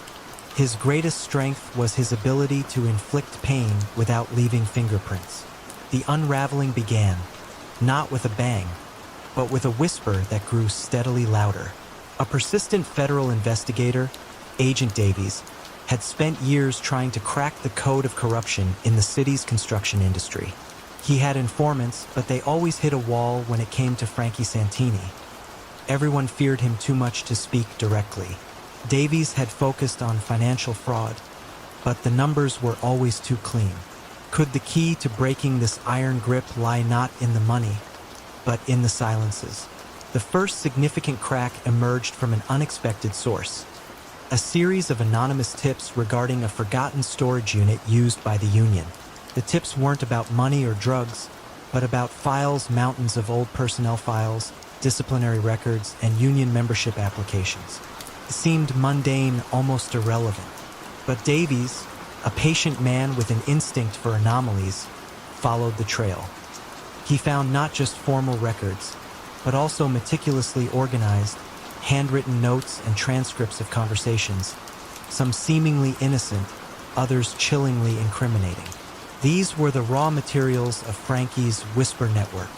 The crucial break came when a longtime, seemingly loyal union secretary, a woman named Maria, whose son had been denied a promotion after a minor political disagreement with Frankie, finally decided she had had enough. Driven by a quiet sense of injustice, she secretly provided Agent Davies with access to Frankie's hidden personal files. A treasure trove of detailed dossiers on hundreds of union members, complete with their secrets, vulnerabilities, and Frankie's personal notes on how each could be leveraged. It was not a financial ledger, but a human one, detailing a system of control built entirely on blackmail and quiet coercion. On a gray morning in 1995, Frankie Santini was arrested not for a specific act of violence or a massive drug deal, but for systemic racketeering and extortion based on the widespread manipulation of union members and businesses through his insidious information network. His power, built not on fear of the gun but fear of exposure, crumbled when the very mechanism of his control was laid bare. The Whisper Network, once his greatest asset, became his undoing, proving that sometimes the most impenetrable fortresses fall not to a direct assault, but to the slow, methodical revelation of their silent foundations.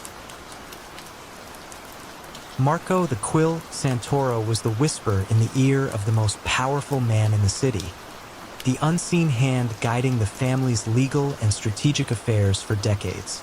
But as the shadows deepened and the federal gaze intensified, could even his legendary loyalty withstand the pressure? Or would the weight of their secrets finally break his silent vow? In the early 1970s, amidst the gritty grandeur of New York City, Marco Santoro occupied a unique, almost ethereal position within the city's most formidable crime syndicate. He was not a bruiser, nor a charismatic leader of men. Instead, he was the mind, the strategist, the quiet voice of reason in a world often consumed by impulsive aggression.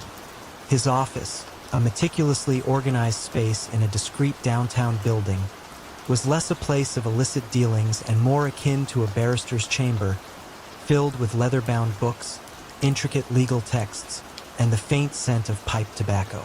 Marco, with his silvering temples and calm, analytical gaze, was the consigliere, the trusted advisor to Don Carlo Moretti, a man whose word was law in a vast criminal empire.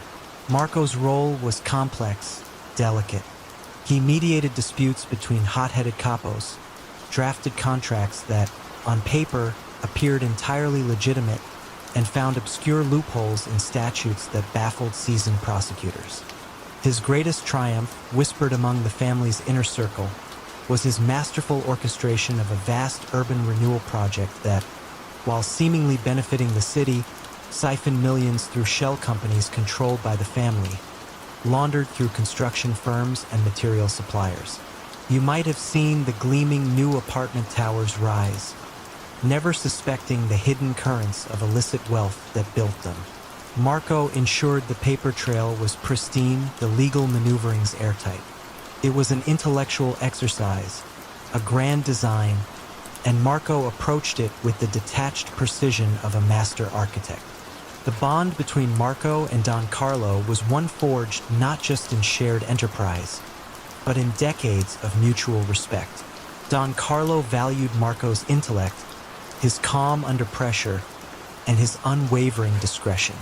Marco, in turn, saw Don Carlo as a force of nature, a man who, despite his ruthless profession, possessed a certain old-world honor and a deep, if twisted, sense of loyalty to his own. Their conversations were often brief, punctuated by long silences, yet each understood the other with an unspoken clarity. It was a partnership of immense power, built on the shifting sands of trust and fear. However, as the 1980s dawned, a new kind of pressure began to build. Federal law enforcement, armed with new RICO statutes and a renewed mandate, started tightening the noose around organized crime. The younger generation within the family, eager for quicker profits and impatient with Don Carlo's more traditional, cautious approach, began to chafe. This internal friction, more than any external threat, was what truly troubled Marco. He saw the cracks forming, the subtle erosion of the discipline that had always been their strength. The true test of Marco's unique position came with the Dockside Initiative. Don Carlo, influenced by a particularly aggressive capo, decided to make a dramatic move to monopolize the entire city's shipping and longshoremen unions. Marco advised against it vehemently. He saw the recklessness, the blatant exposure this would bring. Carlo, he had cautioned in a rare moment of direct confrontation, his voice a low hum. The quieter the ripple, the deeper the current. This will be a tidal wave. But Don Carlo, feeling the pressure from within and without, overruled him. He was a lion, aging perhaps, but still roaring, unwilling to be seen as cautious. The Dockside Initiative was a spectacular failure. It drew unprecedented federal attention, leading to wiretaps, informants, and an immediate grand jury investigation. Don Carlo, for the first time in his reign, was exposed. The feds, though struggling to connect the dots to Don Carlo directly, had amassed a mountain of evidence that, if properly leveraged, would devastate the family. They just needed the final, critical link. Marco found himself at a precipice. He knew the evidence that could tie Don Carlo directly to the Dockside Initiative existed, tucked away in a series of obscure ledgers and recorded conversations. He also knew that if he did nothing, the entire family, including many innocent relatives, would suffer the consequences. And then there was his own future. Could he survive the inevitable fallout if he went down with a sinking ship? His decision was not an act of overt betrayal, not a direct call to the authorities. Instead, it was a subtle, almost imperceptible shift in the flow of information. He knew the federal agent leading the case, a diligent woman named Agent Miller, was intelligent and relentless. Marco simply stopped obstructing one specific, tiny path of inquiry. He allowed a piece of misplaced documentation to resurface in a forgotten file, or perhaps he subtly steered a family associate, already under pressure, towards a specific, highly incriminating detail during their coerced cooperation. It was a slight nudge, a barely perceptible shift in the carefully constructed web of obfuscation he had spent decades weaving. The result was swift and devastating. Agent Miller, following the almost invisible breadcrumbs Marco had allowed to appear, finally found the direct link to Don Carlo. The indictment landed with the force of a thunderclap. Don Carlo Moretti was arrested, his empire fractured, his power shattered. Marco, still meticulously dressed, still calm, watched the news reports from his office, a single unreadable expression on his face. The family reeled, but surprisingly, many of its surviving members, even those who mourned Don Carlo, quietly acknowledged that Marco's actions, however ambiguous, had perhaps prevented a total collapse. He remained free, a silent sentinel, his legacy now inextricably linked to the empire's undoing. Was it the final, pragmatic counsel, or a quiet, calculated act of self-preservation? The question hung in the air, a testament to the complex, shifting loyalties of a world lived in shadow. In the labyrinthine streets of 1960s New York, amidst the clatter of typewriters and the murmur of financial district dealings, a seemingly innocuous accounting firm on Exchange Place became the quiet heart of a criminal empire. How did the meticulously ordered ledgers of Sterling and Associates become the blueprint for one of the most sophisticated racketeering operations the city had ever seen? The man behind Sterling and Associates was Arthur Sterling, a figure so unremarkable in appearance that he seemed to vanish into the cityscape. He wore impeccably tailored but muted suits, spoke in a measured baritone, and his only discernible vice was a penchant for obscure classical music. Yet Arthur was no mere accountant. He was the architect, the quiet strategist who understood that true power lay not in overt displays of force, but in the intricate dance of numbers and the silent leverage of debt.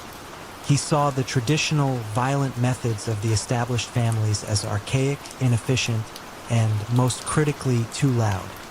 His vision was a silent, self-sustaining organism, one that could funnel illicit gains through a dozen legitimate businesses, cleanse them through international transfers, and reinvest them into an ever-expanding portfolio of laundromats, garment factories, and even legitimate construction companies. Arthur's genius lay in his meticulous planning. He didn't demand protection money. He offered investment opportunities. He didn't threaten. He highlighted the myriad benefits of partnership, subtly weaving in the potential disadvantages of non-cooperation with the soft, almost sympathetic tone. For instance, a struggling restaurant owner might receive an offer of a low-interest loan from a Sterling-affiliated credit union, contingent on using a Sterling-owned linen service or food supplier. The terms seemed too good to refuse, slowly drawing the business into a web of dependence, where profits were siphoned off through inflated invoices and phantom services. This quiet coercion was Arthur's signature, a gentle tightening of the financial noose that left his victims feeling obligated rather than terrorized. His methods were largely invisible to law enforcement for years. Detectives, accustomed to tracing blood trails and obvious extortions, struggled to connect the dots of seemingly legitimate business transactions. Arthur, for his part, maintained a life of almost monastic discipline. His office was Spartan, his home understated, and his social life non-existent beyond carefully curated charitable events designed to bolster his public image as a philanthropic financial wizard. His consigliere was not a hulking enforcer, but a retired, sharp-witted tax attorney named Eleanor Vance, whose keen legal mind could find loopholes in any regulation and whose loyalty to Arthur was absolute, forged not by fear, but by a shared intellectual appreciation for the art of the subtle game. The unraveling began not with a sudden raid, but with a seemingly insignificant detail unearthed by a tenacious IRS agent named Patricia Pat Chin. Pat wasn't looking for mafiosi. She was tracking unusual patterns in commercial laundry services across multiple states, an anomaly that hinted at sophisticated tax evasion. What started as a simple audit of a small chain of laundromats in Queens soon spiraled into a decade-long quiet obsession. Pat noticed that these laundromats consistently reported razor-thin profit margins despite high volumes, and their expenses included exorbitant fees to a shell company in the Cayman Islands, managed by Sterling and Associates. It was like tracing a single thread in a vast, tangled tapestry. Pat worked quietly, methodically, building her case file piece by painstaking piece, connecting the dots between seemingly unrelated businesses. A wholesale bakery, a struggling trucking company, a real estate development. Each entity, when examined closely, revealed a hidden tributary leading back to Sterling and Associates. She developed an almost intuitive understanding of Arthur's methods, appreciating the elegant, almost artistic nature of his financial architecture, even as she sought to dismantle it. It wasn't about violence for Arthur. It was about control, about seeing the entire city as a vast ledger waiting to be balanced in his favor. The final piece of the puzzle came from an unexpected source: Eleanor Vance. Not a betrayal in the dramatic sense, but a quiet, almost melancholic shift in loyalty.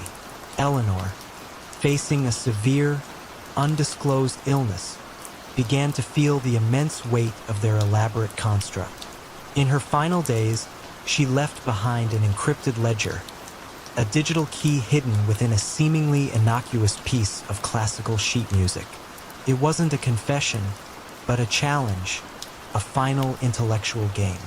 When Pat Chun, guided by an anonymous tip about Eleanor's death and an obscure passion for a rare Chopin nocturne, finally unlocked it, the full, chilling scope of Arthur Sterling's financial empire was laid bare. The subsequent arrests were quiet, almost anticlimactic. Arthur Sterling, apprehended in his office, offered no resistance. He simply adjusted his glasses and asked if he could complete the column he was working on before being escorted away. His empire, built on the unseen flows of money and the quiet leverage of debt, dissolved not with a bang, but with the quiet rustle of paper and the turning of digital pages, a testament to the fact that even the most meticulously constructed shadows eventually yield to the light. The ledger, meticulously kept and bound in aged leather, held secrets far beyond mere financial transactions. It meticulously detailed not just income and expenditures, but the very threads of a criminal empire, meticulously woven into the fabric of New York's legitimate economy. How did such a document, guarded with paranoid precision by a man who abhorred even the hint of disorder, ever fall into the wrong hands. Arthur Finch, known quietly within certain circles as Artie the Architect, was not a man one would pick out of a crowd. In the bustling financial district of 1970s New York, he blended seamlessly. Sharp suit, understated tie, a brief glance that suggested more calculation than charisma. Yet, while other men barked orders and flexed muscle, Artie wielded a different kind of power.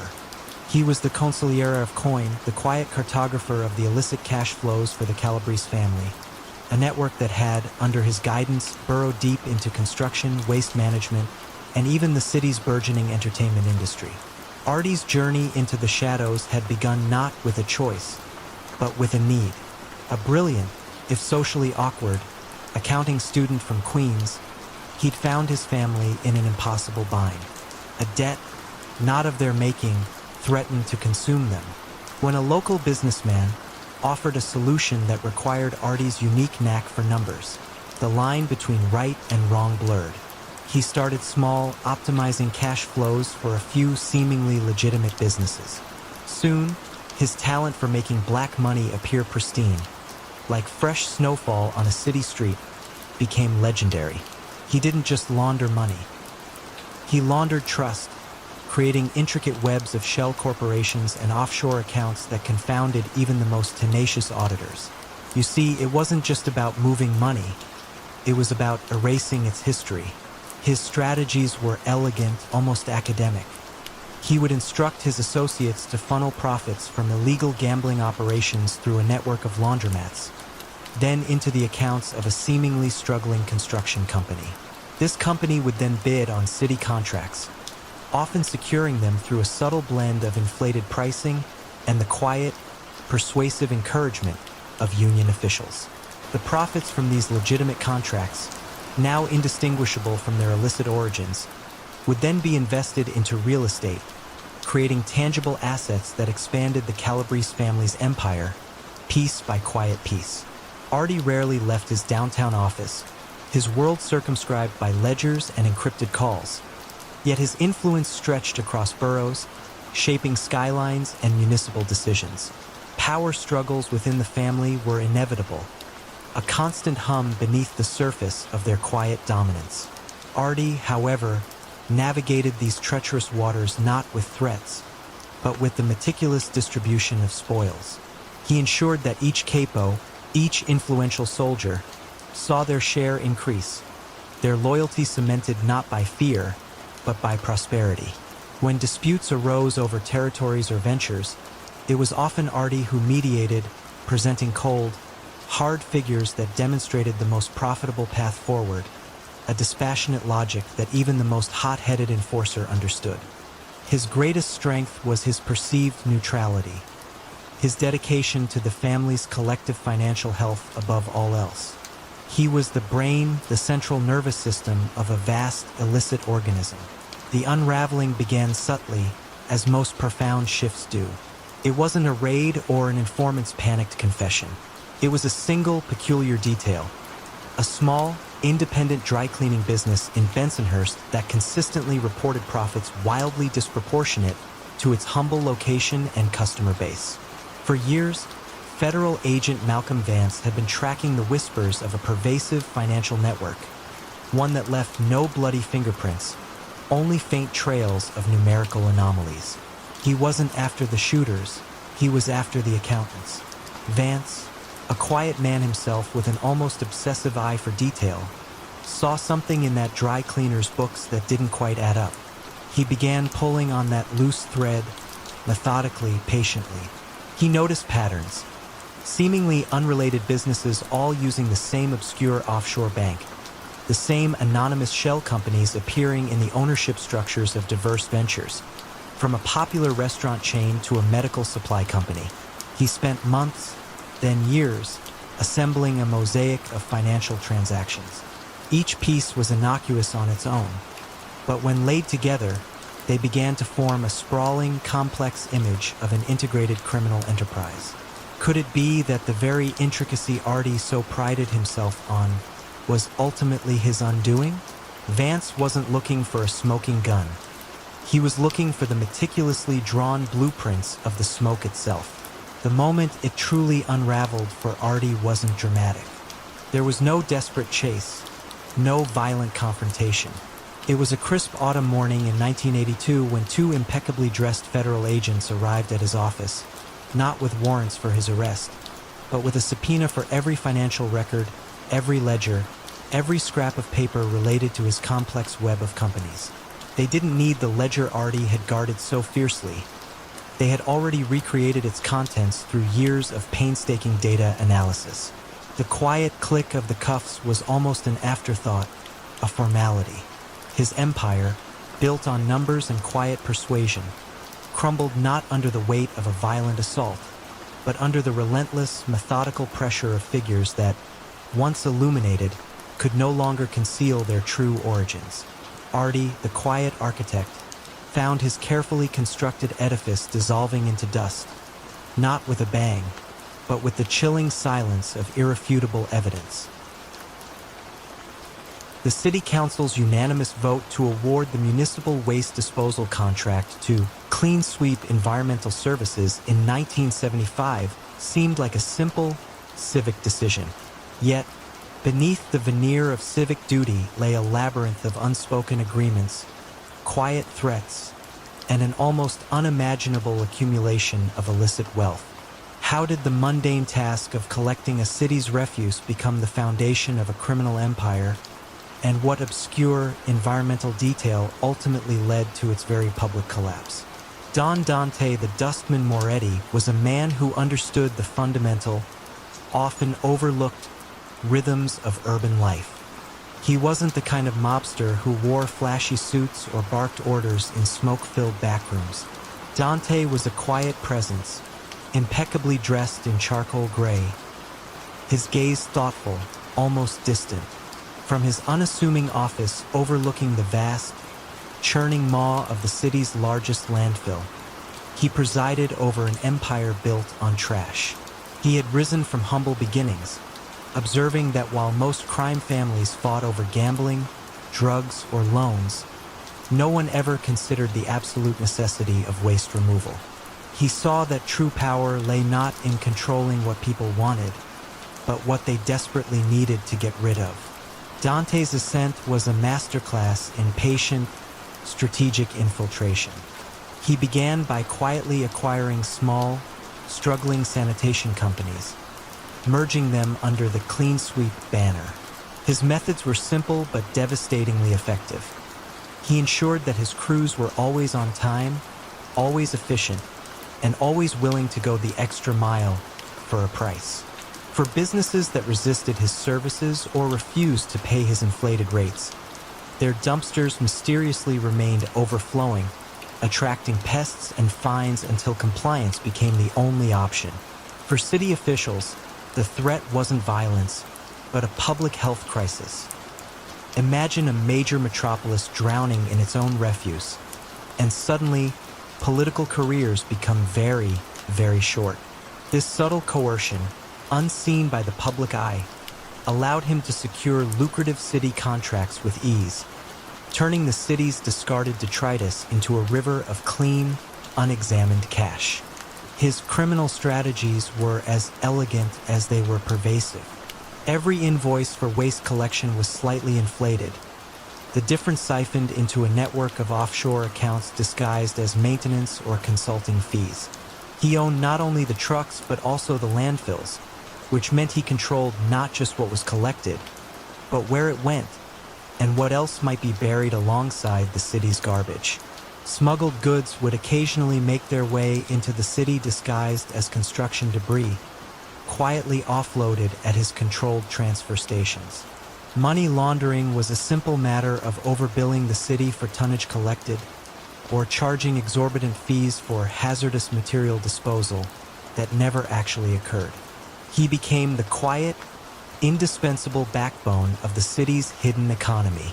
Power struggles within the larger criminal underworld were inevitable, but Dante navigated them with a quiet, unassailable leverage. Other capos might control the streets, but Dante controlled the very waste they generated. When a rival family tried to muscle in on a particular district's commercial waste collection, Dante wouldn't send enforcers. Instead, he would simply issue a quiet order, and within days, that rival family's key businesses, their restaurants, their nightclubs, their storefronts, would find themselves facing an insurmountable problem. No one would pick up their trash. The smell, the health risks, the public outcry would force them to back down, often without Dante ever having to directly confront them. His power was derived from the fundamental messiness of human existence. The unraveling began not with a wiretap or an informant, but with a persistent, almost obsessive environmentalist named Dr. Evelyn Reed. Dr. Reed, a quiet academic with a specialty in groundwater contamination, had been tracking an unusual cluster of ecological anomalies in the vicinity of the city's largest landfill, the very one managed by Clean Sweep. She wasn't looking for crime. She was looking for pollutants. Could it be that the very earth itself would be the witness to Dante's silent reign? Her research, initially dismissed as the work of an overzealous academic, kept pointing to specific, highly unusual chemical signatures in the soil and water samples. These weren't typical municipal waste byproducts. They suggested industrial chemicals, medical waste, and even traces of rare, heavy metals substances that should have been processed through specialized, government-regulated channels, not simply buried in a public landfill. Dr. Reed, frustrated by official inaction, approached a skeptical but open-minded federal prosecutor, David Chung, known for his unconventional approach to organized crime, often looking beyond traditional violence. The crucial break came when Dr. Reed's team, using advanced forensic geophysics, identified several anomalies deep within a section of the landfill ostensibly designated for inert construction debris. Prosecutor Chung, armed with her data, secured a rare federal warrant for an archaeological-style dig within the landfill. What they uncovered were not construction materials, but thousands of barrels of illegally dumped toxic industrial waste, meticulously buried years prior, all tied back through shipping manifests to shell companies linked to Dante Moretti's Clean Sweep Environmental Services. On a drizzly morning in 1998, Don Dante the Dustman Moretti was arrested not for racketeering or extortion directly, but for massive environmental crimes and conspiracy to illegally dispose of hazardous materials. His empire, built on the quiet, indispensable service of collecting waste, collapsed when the very refuse he managed became the undeniable evidence against him. The silent scavenger, who had so carefully turned the city's dirt into gold, found his meticulously buried secrets unearthed, exposed by the very earth he had sought to control. He was known in financial circles as an impeccably dressed, reserved man who managed vast sums for anonymous clients, but few suspected the true nature of his most lucrative accounts. What secrets truly lay hidden within the meticulously organized ledgers of Arthur "Art" Thorne, the quiet banker of Midtown, and how long could he maintain such a precarious balance? In the hushed, marble-clad halls of Sterling Trust Bank in the late 1960s, Arthur Thorne was an anomaly, not because of his impeccable suits or his near-obsessive punctuality, but because of the quiet confidence with which he navigated the intricate world of high finance, always just a step ahead, always anticipating the next market shift. He was a savant with numbers, a man who could spot an anomaly in a balance sheet faster than a seasoned auditor. This rare gift, however, had attracted attention beyond Wall Street's typical circles. It drew the gaze of those who operated in shadows, seeking discreet channels for their less-than-legitimate earnings. Arthur's introduction to the family, as they subtly referred to themselves, hadn't been a dramatic confrontation in a dimly lit alley. Instead, it was a surprisingly polite invitation to a private dining room in a discreet Italian restaurant, extended by a man named Silvio the Silk Rossi, whose gentle demeanor belied a reputation as one of the city's most astute criminal minds. Rossi presented Arthur not with threats, but with an offer of extraordinary compensation for his unique talents. He spoke of complex financial instruments and unconventional investments, never explicitly mentioning the true source of the funds. Arthur, a man of modest background with a quiet ambition for a life of comfort and intellectual challenge, saw not just money, but a puzzle of unparalleled complexity. He accepted, convincing himself he was merely providing a sophisticated service to an unconventional clientele. Over the next decade, Arthur became indispensable. He engineered a labyrinthine network of shell corporations, offshore accounts, and seemingly legitimate businesses that funneled millions in illicit cash through the global financial system, emerging on the other side as clean, untraceable capital. You might wonder how a man like Arthur, who cherished order and precision, could reconcile himself with such a morally ambiguous existence. Perhaps it was the sheer intellectual challenge, the satisfaction of creating something so intricate it seemed impenetrable. He prided himself on his work, treating each transaction as a grand chess game against unseen adversaries. He moved funds like pieces on a board, always 3 steps ahead, ensuring the flow remained smooth, uninterrupted, and, most importantly, invisible. The tension, however, was a constant, low hum beneath the surface of his perfectly ordered life. Every unexpected phone call, every casual glance from a stranger, every faint siren in the distance could be the beginning of the end. Arthur rarely met with the true architects of the family's empire. His interactions were almost exclusively with Rossi, or sometimes with a taciturn courier who delivered large, nondescript cases of cash to his private office, always after hours. The conversations were brief, coded. The harvest was plentiful this season, Rossi might say, signaling a large incoming some needing immediate processing. Arthur would nod, already calculating the most obscure path for the funds. His downfall began not with a dramatic bust, but with a seemingly insignificant detail uncovered by a young, ambitious IRS agent named Eleanor Vance. Vance, a woman with a relentless eye for anomalies and an almost photographic memory for financial records, was sifting through a stack of old, long-forgotten tax filings from a defunct textile company. She noticed a series of unusual transfers to a holding company, the kind that might be dismissed as a clerical error by a less thorough investigator. But Eleanor dug deeper, pulling at the thread of the innocuous transfer. That holding company led to another, and then another, each one a perfectly legal entity on its own. But together, they formed a pattern that suggested something far more sinister. Eleanor's investigation was a slow, meticulous unraveling, much like Arthur's own work in reverse. She spent months tracing the obscure paper trails, connecting dots that seemed to exist in entirely different universes. She realized that the complex web of transactions wasn't a series of unrelated failures, but a deliberate, sophisticated design. The deeper she delved, the more she became convinced that a single, brilliant mind was behind it all. It wasn't a flashy, violent mob boss she was chasing, but a financial ghost. The break came when she cross-referenced a specific series of wire transfers with the unusual, sporadic presence of a private jet that seemed to make routine, unlogged flights between distant cities and a small, private airfield outside the city. It was a detail only a person obsessed with patterns would notice. The flight logs, when matched with banking records, pointed to Sterling Trust Bank, and specifically to a quiet, respected banker named Arthur Thorne. When the federal agents finally arrived at his office one crisp autumn morning, Arthur wasn't surprised.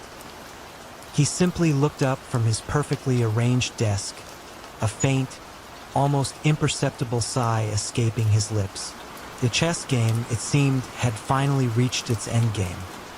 He had built an impenetrable fortress, but he hadn't accounted for the single, unwavering light of a determined mind shining directly through its most subtle cracks. A sprawling industrial city in the American Midwest of the 1990s, a monumental project to revitalize the waterfront, promising thousands of jobs and a gleaming new skyline, became an economic black hole, bleeding billions of dollars and years of delays from public funds. How did Leo Giancarlo, the revered head of the city's most powerful construction and transportation unions, orchestrate such a monumental drain on public resources while maintaining an iron grip on the city's blue-collar workforce? And what quiet act of defiance finally exposed his meticulously built empire of influence? Leo Giancarlo was no traditional mob boss with a penchant for flashy suits and backroom beatings. Instead, he was a pillar of the community, a man whose public persona was meticulously crafted around the image of a tireless advocate for the working man. His speeches at union halls were legendary, filled with populist rhetoric and promises of good wages and secure futures. Yet, beneath this veneer of benevolent leadership lay a sophisticated, almost invisible network of control. Leo understood that the true power in a city wasn't in controlling illegal gambling, but in controlling the very arteries of its commerce, the flow of labor, the allocation of contracts, and the quiet approval of every major construction project. His office, located in a modest building downtown, was more a political campaign headquarters than a criminal lair. There were no armed guards, only a steady stream of local politicians, city planners, and even rival developers, all seeking an audience. Leo didn't issue threats, he simply controlled access. If a developer wanted a project to proceed smoothly, free from crippling strikes or unexpected delays, they quietly understood that certain subcontractors, often shell companies owned by Leo's silent partners, would need to be utilized. If a politician wanted union support for their election campaign, they knew Leo could deliver the votes, provided certain city contracts found their way to favored entities, inflating costs through phantom workers and over-invoiced materials. His method was a soft coercion, a gentle but firm grip on the city's economic throat. Leo's greatest asset was the unwavering loyalty of his union members. He ensured jobs, steady work, and seemingly good wages, even if a portion of their earned money subtly vanished into the complex web of inflated project costs and union dues. He kept them insulated from the rougher edges of the city's underworld, preferring the quiet hum of construction sites to the loud, attention-grabbing violence of street crime. You could say he was a master conductor, leading an orchestra of labor and capital, all playing to his silent score. For nearly 2 decades, Leo's system was virtually unassailable. Law enforcement, accustomed to chasing obvious racketeers, struggled to find a crime in the labyrinth of legitimate contracts, collective bargaining agreements, and campaign donations. Every transaction on paper appeared above board, albeit inefficiently managed. Any complaints from disgruntled contractors or city officials were quietly stifled, often through the subtle leverage of a politician's hidden indiscretion or a business owner's quiet tax irregularities, meticulously cataloged in Leo's private, unwritten archives. He ensured everyone got just enough to keep quiet, a delicate balancing act of appeasement and control. The unraveling began not with a grand exposé, but with a series of small, nagging frustrations from within the system Leo had built. Marcus Thorne, a diligent, slightly cynical state auditor, had been quietly tracking discrepancies in public works spending for years. He wasn't looking for corruption, but for inefficiencies. Yet, the patterns of cost overruns, the identical bids from multiple competing subcontractors, and the remarkable consistency of the union's support for specific, often controversial projects began to paint a picture that hinted at something deeper than mere inefficiency. Marcus had a keen eye for patterns, for the anomalies that hinted at unseen forces at play. The final, unexpected fracture came from Leo's own inner circle. A longtime union accountant, Evelyn Reed, a woman of quiet integrity who had grown increasingly uncomfortable with the subtle manipulations of the pension fund and the blatant use of ghost employees on city payrolls, began to quietly compile her own ledger. She wasn't seeking revenge or notoriety. She simply couldn't reconcile her conscience with the elaborate deception. Evelyn started by anonymously submitting small, seemingly innocuous tips to Marcus Thorne's office, directing him to specific contract numbers and payroll periods. These weren't bombshells, but tiny pieces of a larger puzzle, each hinting at a deeper financial irregularity. Marcus, now fully convinced that there was an unseen hand at work, used Evelyn's anonymous clues to secure a warrant for a comprehensive audit of the union's financials and several associated construction firms. This was not a police raid, but a methodical, paper-driven investigation. The auditors peeled back layers of shell corporations, offshore accounts, and carefully disguised transactions. It was a slow, deliberate process, like dismantling a complex machine brick by brick. Leo Giancarlo was apprehended not in a dramatic standoff, but while delivering a routine speech at a union picnic mid-sentence, surrounded by the very men he claimed to champion. He showed no surprise, only a flicker of a knowing look as federal agents quietly escorted him away.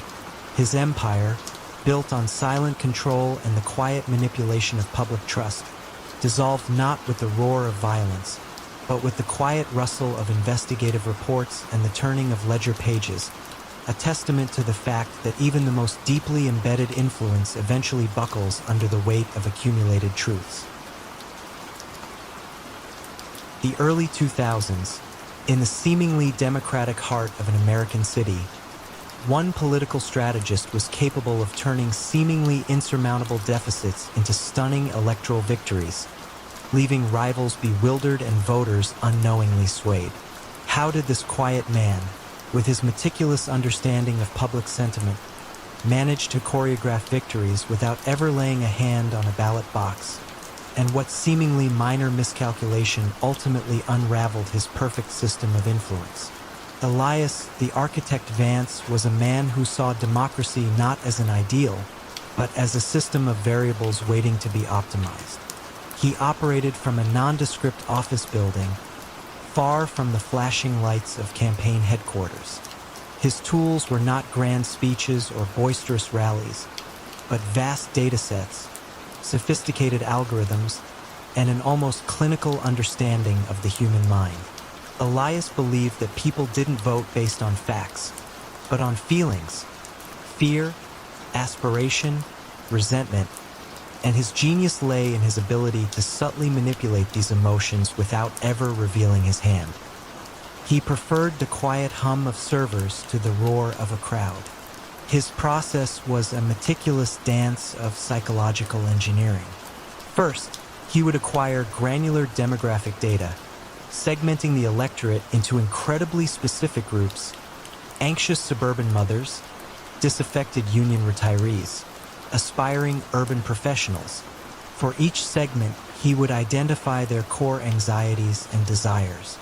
Then, he would craft bespoke messages, often in the form of seemingly independent local news stories, community forum discussions, or even anonymous online petitions. For the suburban mothers, a piece might appear about local school safety concerns, subtly linking them to the incumbent's policies. For union retirees, an article could highlight a rival candidate's past votes on pension reform, framing it as a betrayal. These weren't overt attacks, but gentle nudges, planting seeds of doubt or affirmation. Elias never directly managed political campaigns. Instead, he worked through layers of seemingly legitimate nonprofit organizations, civic voices for progress, or citizens for a better tomorrow, which he secretly funded. These groups would then pay for local ad placements, distribute flyers, and organize grassroots phone banks. The politicians he worked for, often unknowingly, were merely the faces of a larger, unseen strategy designed to bring them to power. The true beneficiaries were the shadowy interests, often connected to organized crime, who sought to install pliable officials to secure lucrative city contracts, zoning changes, or favorable regulatory environments. Elias provided the invisible leverage, the quiet influence that ensured their investments paid off. His team was small, comprised of brilliant but socially awkward data scientists, former journalists with a knack for crafting believable narratives, and marketing specialists who understood the nuances of micro-targeting. Loyalty was bought not through fear, but through intellectual challenge and extremely generous compensation.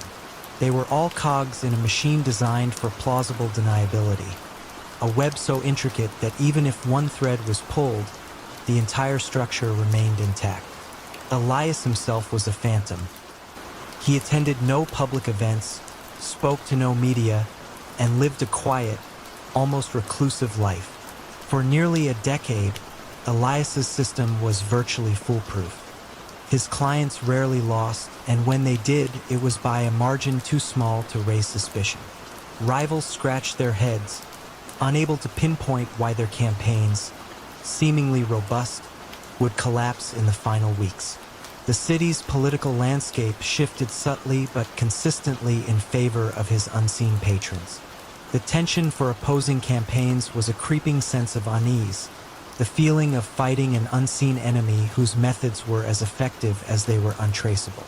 The unraveling began not with a whistleblower, but with a series of shared anxieties within the targeted populace.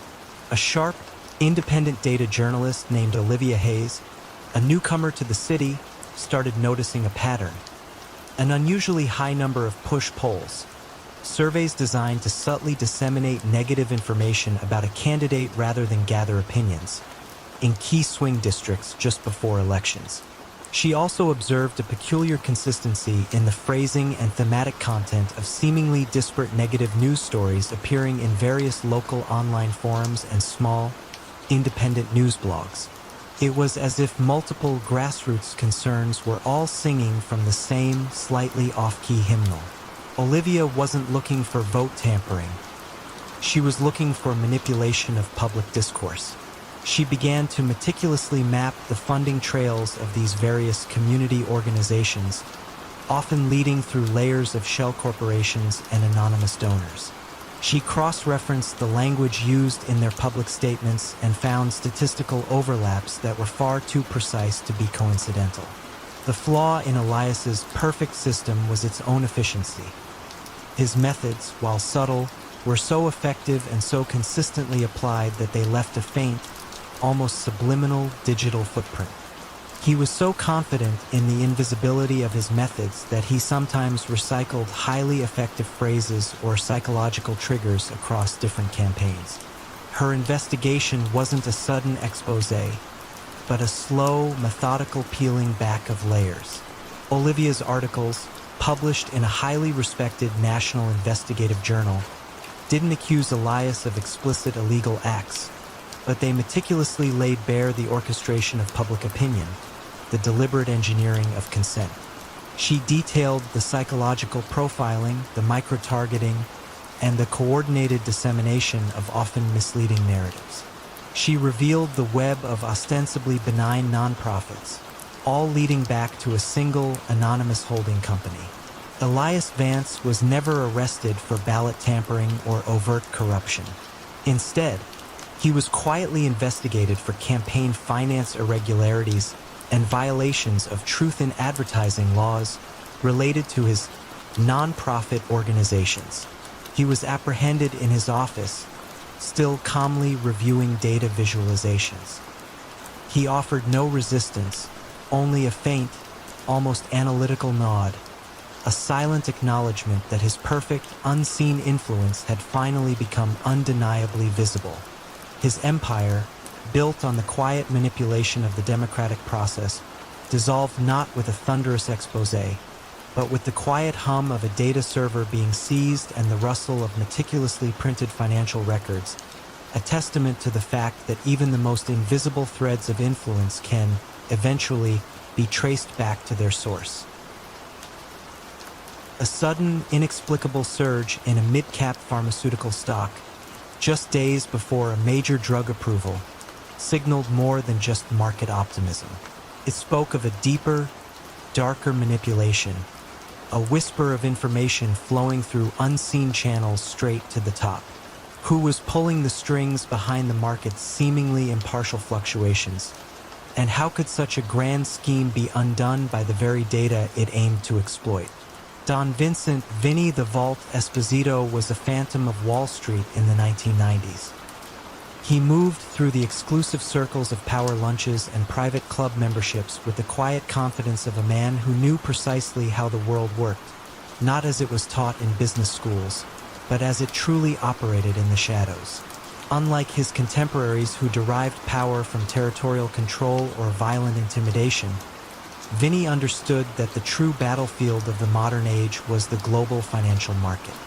His weapon was information, his target the vast pools of capital circulating through legitimate institutions. He knew that a quiet word, placed in the right ear, could move millions more effectively than 1,000 threats. Vinny's journey into the labyrinthine world of illicit finance began not with violence, but with an unparalleled aptitude for numbers and a family legacy rooted in quiet influence. He was a gifted economics student from a working-class background, noticed by an aging, traditional crime family for his uncanny ability to predict market shifts. They gave him a chance, and he transformed their crude protection money into sophisticated, untraceable wealth. Vinny wasn't interested in collecting debts from small businesses. He aimed to control the very corporations that dictated those businesses' fates. His strategies were a masterclass in financial alchemy. He employed a network of seemingly legitimate brokers, analysts, and even corporate insiders, none of whom knew the full scope of his operation.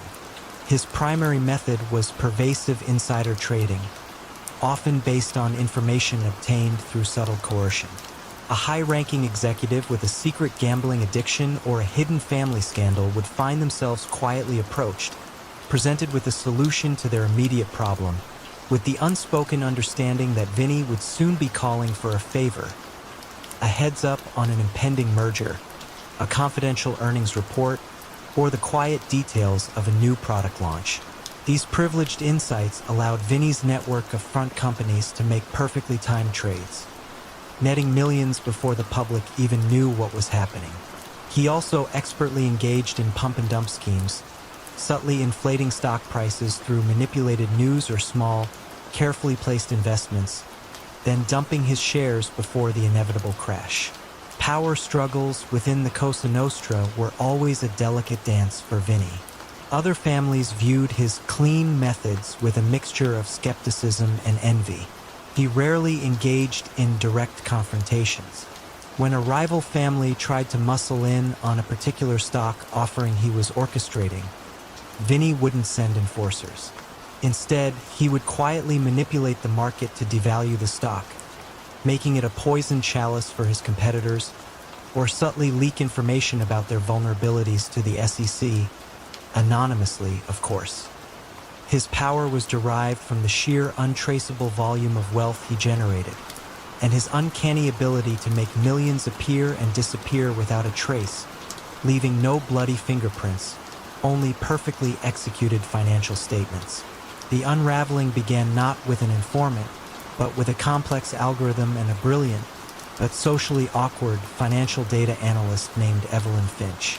Working for a boutique quantitative hedge fund, Evelyn was building a model to identify anomalies in market efficiency, instances where stock prices moved in ways that defied logical economic explanation. She wasn't looking for crime, but for imperfections, trying to find statistical ghosts in the machine. Could it be that the very predictability Vinny sought to exploit would, in the end, betray him?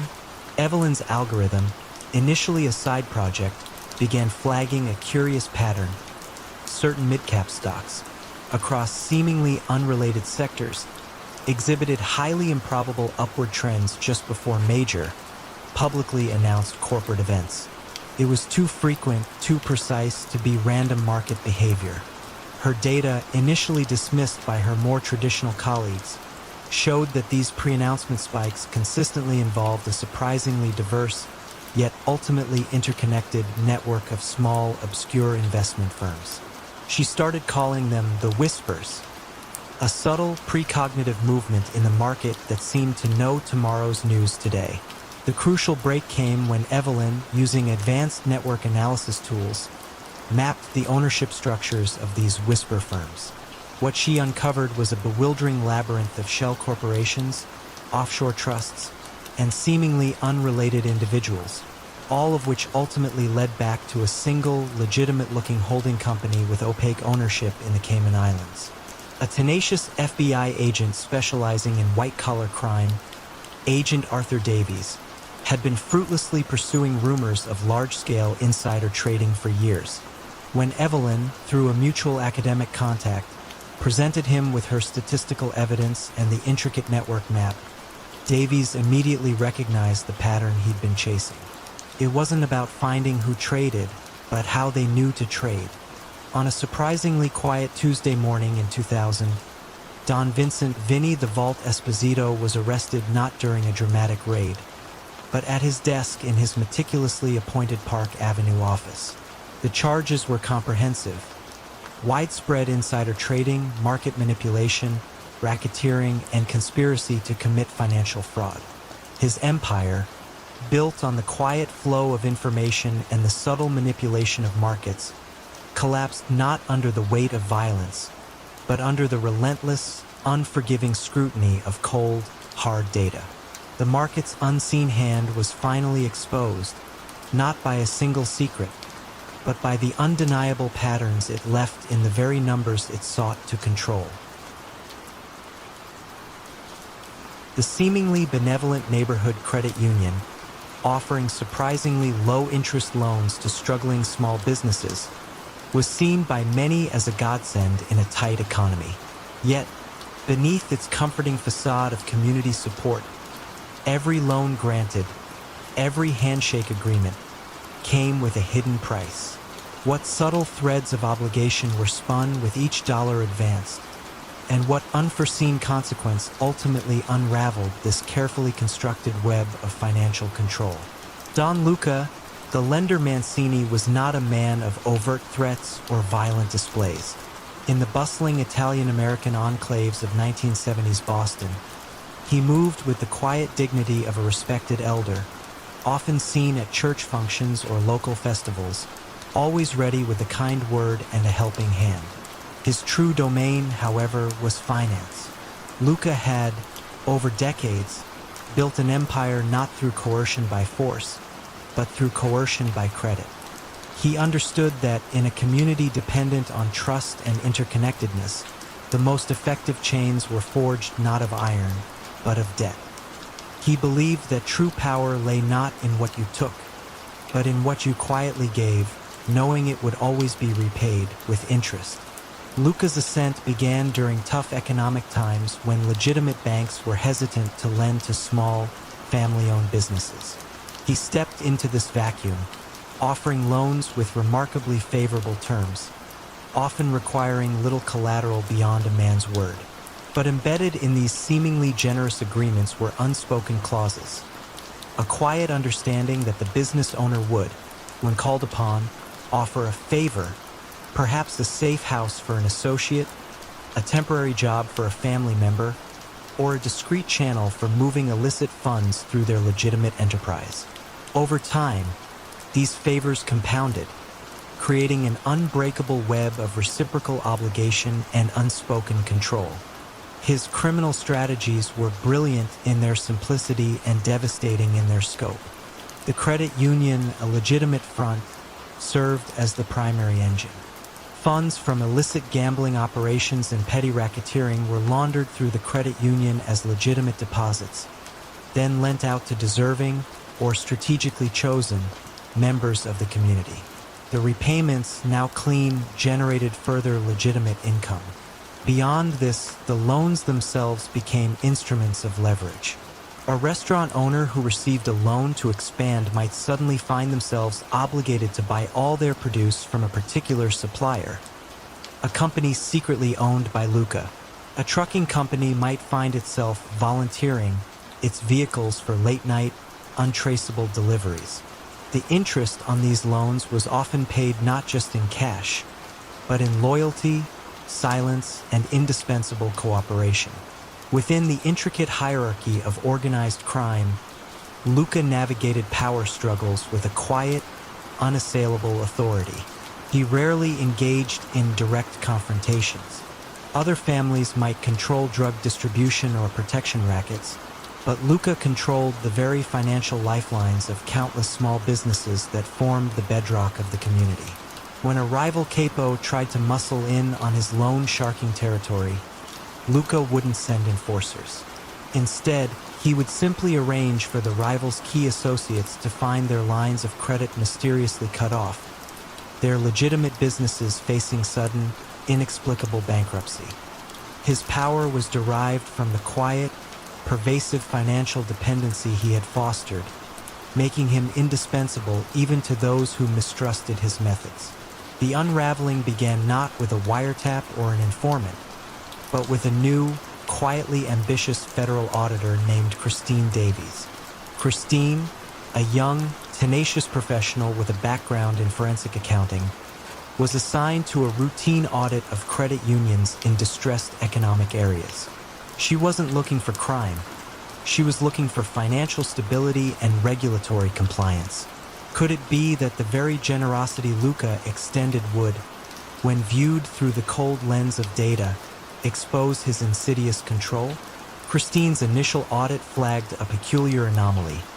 While the credit union's loan portfolio was remarkably healthy, with an unusually low default rate, the actual source of its capital seemed inconsistent. There were too many large, irregular cash deposits, often from individuals with no apparent connection to the community, and too many loans granted with remarkably lax collateral requirements, yet almost perfect repayment rates. This was the quiet hum of Luca's illicit financial engine. The crucial break came when Christine, delving deeper, began analyzing the patterns of the loans. She noticed that certain businesses, consistently granted these highly favorable loans, also consistently made large, periodic payments to a small network of seemingly unrelated consulting firms or services providers. These payments were never for explicit interest, but for vague advisory fees or risk management services. When she cross-referenced these firms with public records, she discovered they were all ultimately owned by shell corporations linked to Luca Mancini's extended family. The final, undeniable piece of evidence was a meticulously kept, hidden ledger, anonymously leaked by a disillusioned former employee of the credit union. This ledger detailed not only the actual, hidden interest rates on the loans, but also the specific favors and illicit services each borrower was quietly obligated to provide. On a cold, gray morning in 1988, Don Luca, the lender Mancini, was arrested not for violence or drug trafficking, but for systemic racketeering, extensive loan sharking disguised as legitimate credit, and grand-scale money laundering. His empire, built on the quiet, indispensable act of providing financial aid, crumbled not under the weight of a violent assault, but under the relentless, methodical scrutiny of a meticulous auditor and the irrefutable truth of his own hidden books. The art of the quiet loan was finally exposed, revealing that sometimes the most profound forms of control are woven not with threats, but with the subtle threads of debt and unspoken obligation. The hushed corridors of 1990s Washington, D.C., a man known only to a select few as the Whisperer, seemed to possess an uncanny ability to influence pivotal decisions, shaping legislation and corporate deals from the shadows. But how did this unassuming figure amass such profound leverage over the city's most powerful elite? And what subtle flaw in his meticulously constructed network eventually brought his empire of secrets crashing down? The man behind the moniker was Arthur Finch, a former congressional aide who had vanished from public life only to reappear as a ghost in the machine of influence. Arthur was not a physically imposing man. He dressed in unremarkable grays and blues, spoke softly, and possessed a gaze that seemed to absorb every detail without revealing a flicker of his own thoughts. His brilliance lay in his profound understanding of human weakness. He didn't threaten with violence. he leveraged vulnerability. His currency was not money, but discretion, or rather, the lack thereof. He meticulously collected indiscretions. Not just illegal acts, but embarrassing personal failures, hidden financial dependencies, moral compromises, and quiet betrayals. These he compiled into detailed dossiers, each a potential lever to be pulled. You could consider him a master cartographer of the human psyche, mapping out every fault line. Arthur's method was insidious in its simplicity. He never directly approached his targets. Instead, he would pass carefully curated snippets of information to his silent partners within a loosely affiliated network of fixers and shadowy intermediaries. These intermediaries, in turn, would present the options to the influential figures, cooperate with a seemingly innocuous request, a vote on a specific bill, a favorable ruling on a corporate merger, a discreet appointment, or face the quiet, devastating exposure of their carefully guarded secrets. The beauty of Arthur's system, from his perspective, was its absolute deniability. No threats were ever uttered directly by him. No physical violence was ever sanctioned. His power was purely psychological, the slow, agonizing squeeze of reputation and career. His network of intelligence gathering was equally subtle. He employed a handful of former researchers and disillusioned government clerks, all quiet, intelligent individuals with a knack for piecing together seemingly unrelated public records, social media whispers, and whispered confidences from exclusive DC gatherings. These were not cloak and dagger agents, but patient, diligent information gatherers who understood that a seemingly trivial detail, a forgotten divorce filing, a rare medical condition, a sudden surge in credit card debt, could become the fulcrum of immense leverage. Arthur would then synthesize this raw data, cross-referencing, verifying, and weaving it into the comprehensive narratives that formed his potent dossiers. His office, a minimalist space overlooking the Potomac, contained little more than a powerful computer and an extensive digital library of human failings.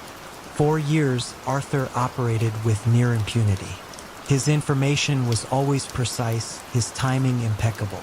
He successfully orchestrated the passage of corporate-friendly legislation, influenced judicial appointments, and even subtly shifted the narrative on major international trade agreements.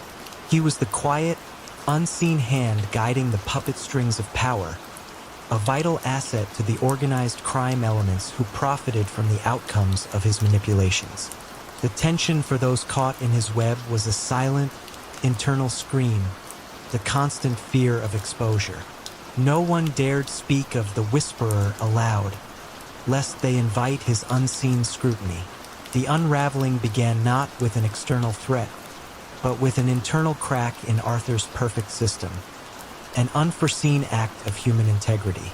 One of his targets was Ambassador Evelyn Hayes, a career diplomat known for her unwavering ethical compass, a woman whose hidden past involved a painful family secret that, if revealed, would destroy her meticulously built career.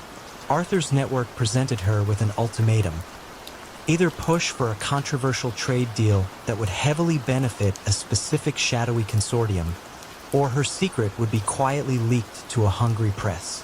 Ambassador Hayes, after days of agonizing deliberation, made a choice Arthur had never truly factored into his calculations. She chose to expose herself, not by naming Arthur, for she couldn't, but by quietly confessing the core of her secret to a trusted, high-ranking colleague in the State Department, preempting the leak. Her career was indeed shattered, but her confession, stripped of direct accusation, sent a ripple of alarm through the intelligence community. Why would someone of her stature willingly self-destruct over an undisclosed personal matter? It hinted at coercion without explicit proof. This seemingly isolated incident caught the attention of Special Agent Sarah Jenkins, a quiet, analytical FBI agent known for her ability to connect abstract patterns. Jenkins wasn't looking for a traditional gangster. She was looking for a ghost. She noticed a series of similar, seemingly unrelated, self-inflicted career implosions across Washington, all involving individuals with seemingly unassailable reputations. They all had one common thread: a period of intense, uncharacteristic pressure before their fall, and none had ever named an explicit blackmailer. Jenkins began to investigate not the victims, but the information itself, how it was obtained, how it was used, and, most crucially, the unseen connections between the seemingly disparate cases. Her investigation led her down a rabbit hole of data analysis. She traced subtle digital fingerprints, cross-referenced obscure public records, and identified a pattern of meticulously scrubbed online activity that consistently preceded these self-implosions. The trail of digital breadcrumbs, faint as they were, eventually led to Arthur Finch's unassuming IP address. He was apprehended not in a dramatic chase, but sitting at his desk, meticulously organizing his latest dossier. He merely looked up, a faint, almost intellectual curiosity in his eyes as he recognized the methodical precision of Agent Jenkins's work. His empire, built on the unseen leverage of human weakness, dissolved not with a roar, but with the quiet click of a handcuff, a testament to the fact that even the most perfectly constructed web of secrets can be unraveled by a single, unforeseen act of integrity.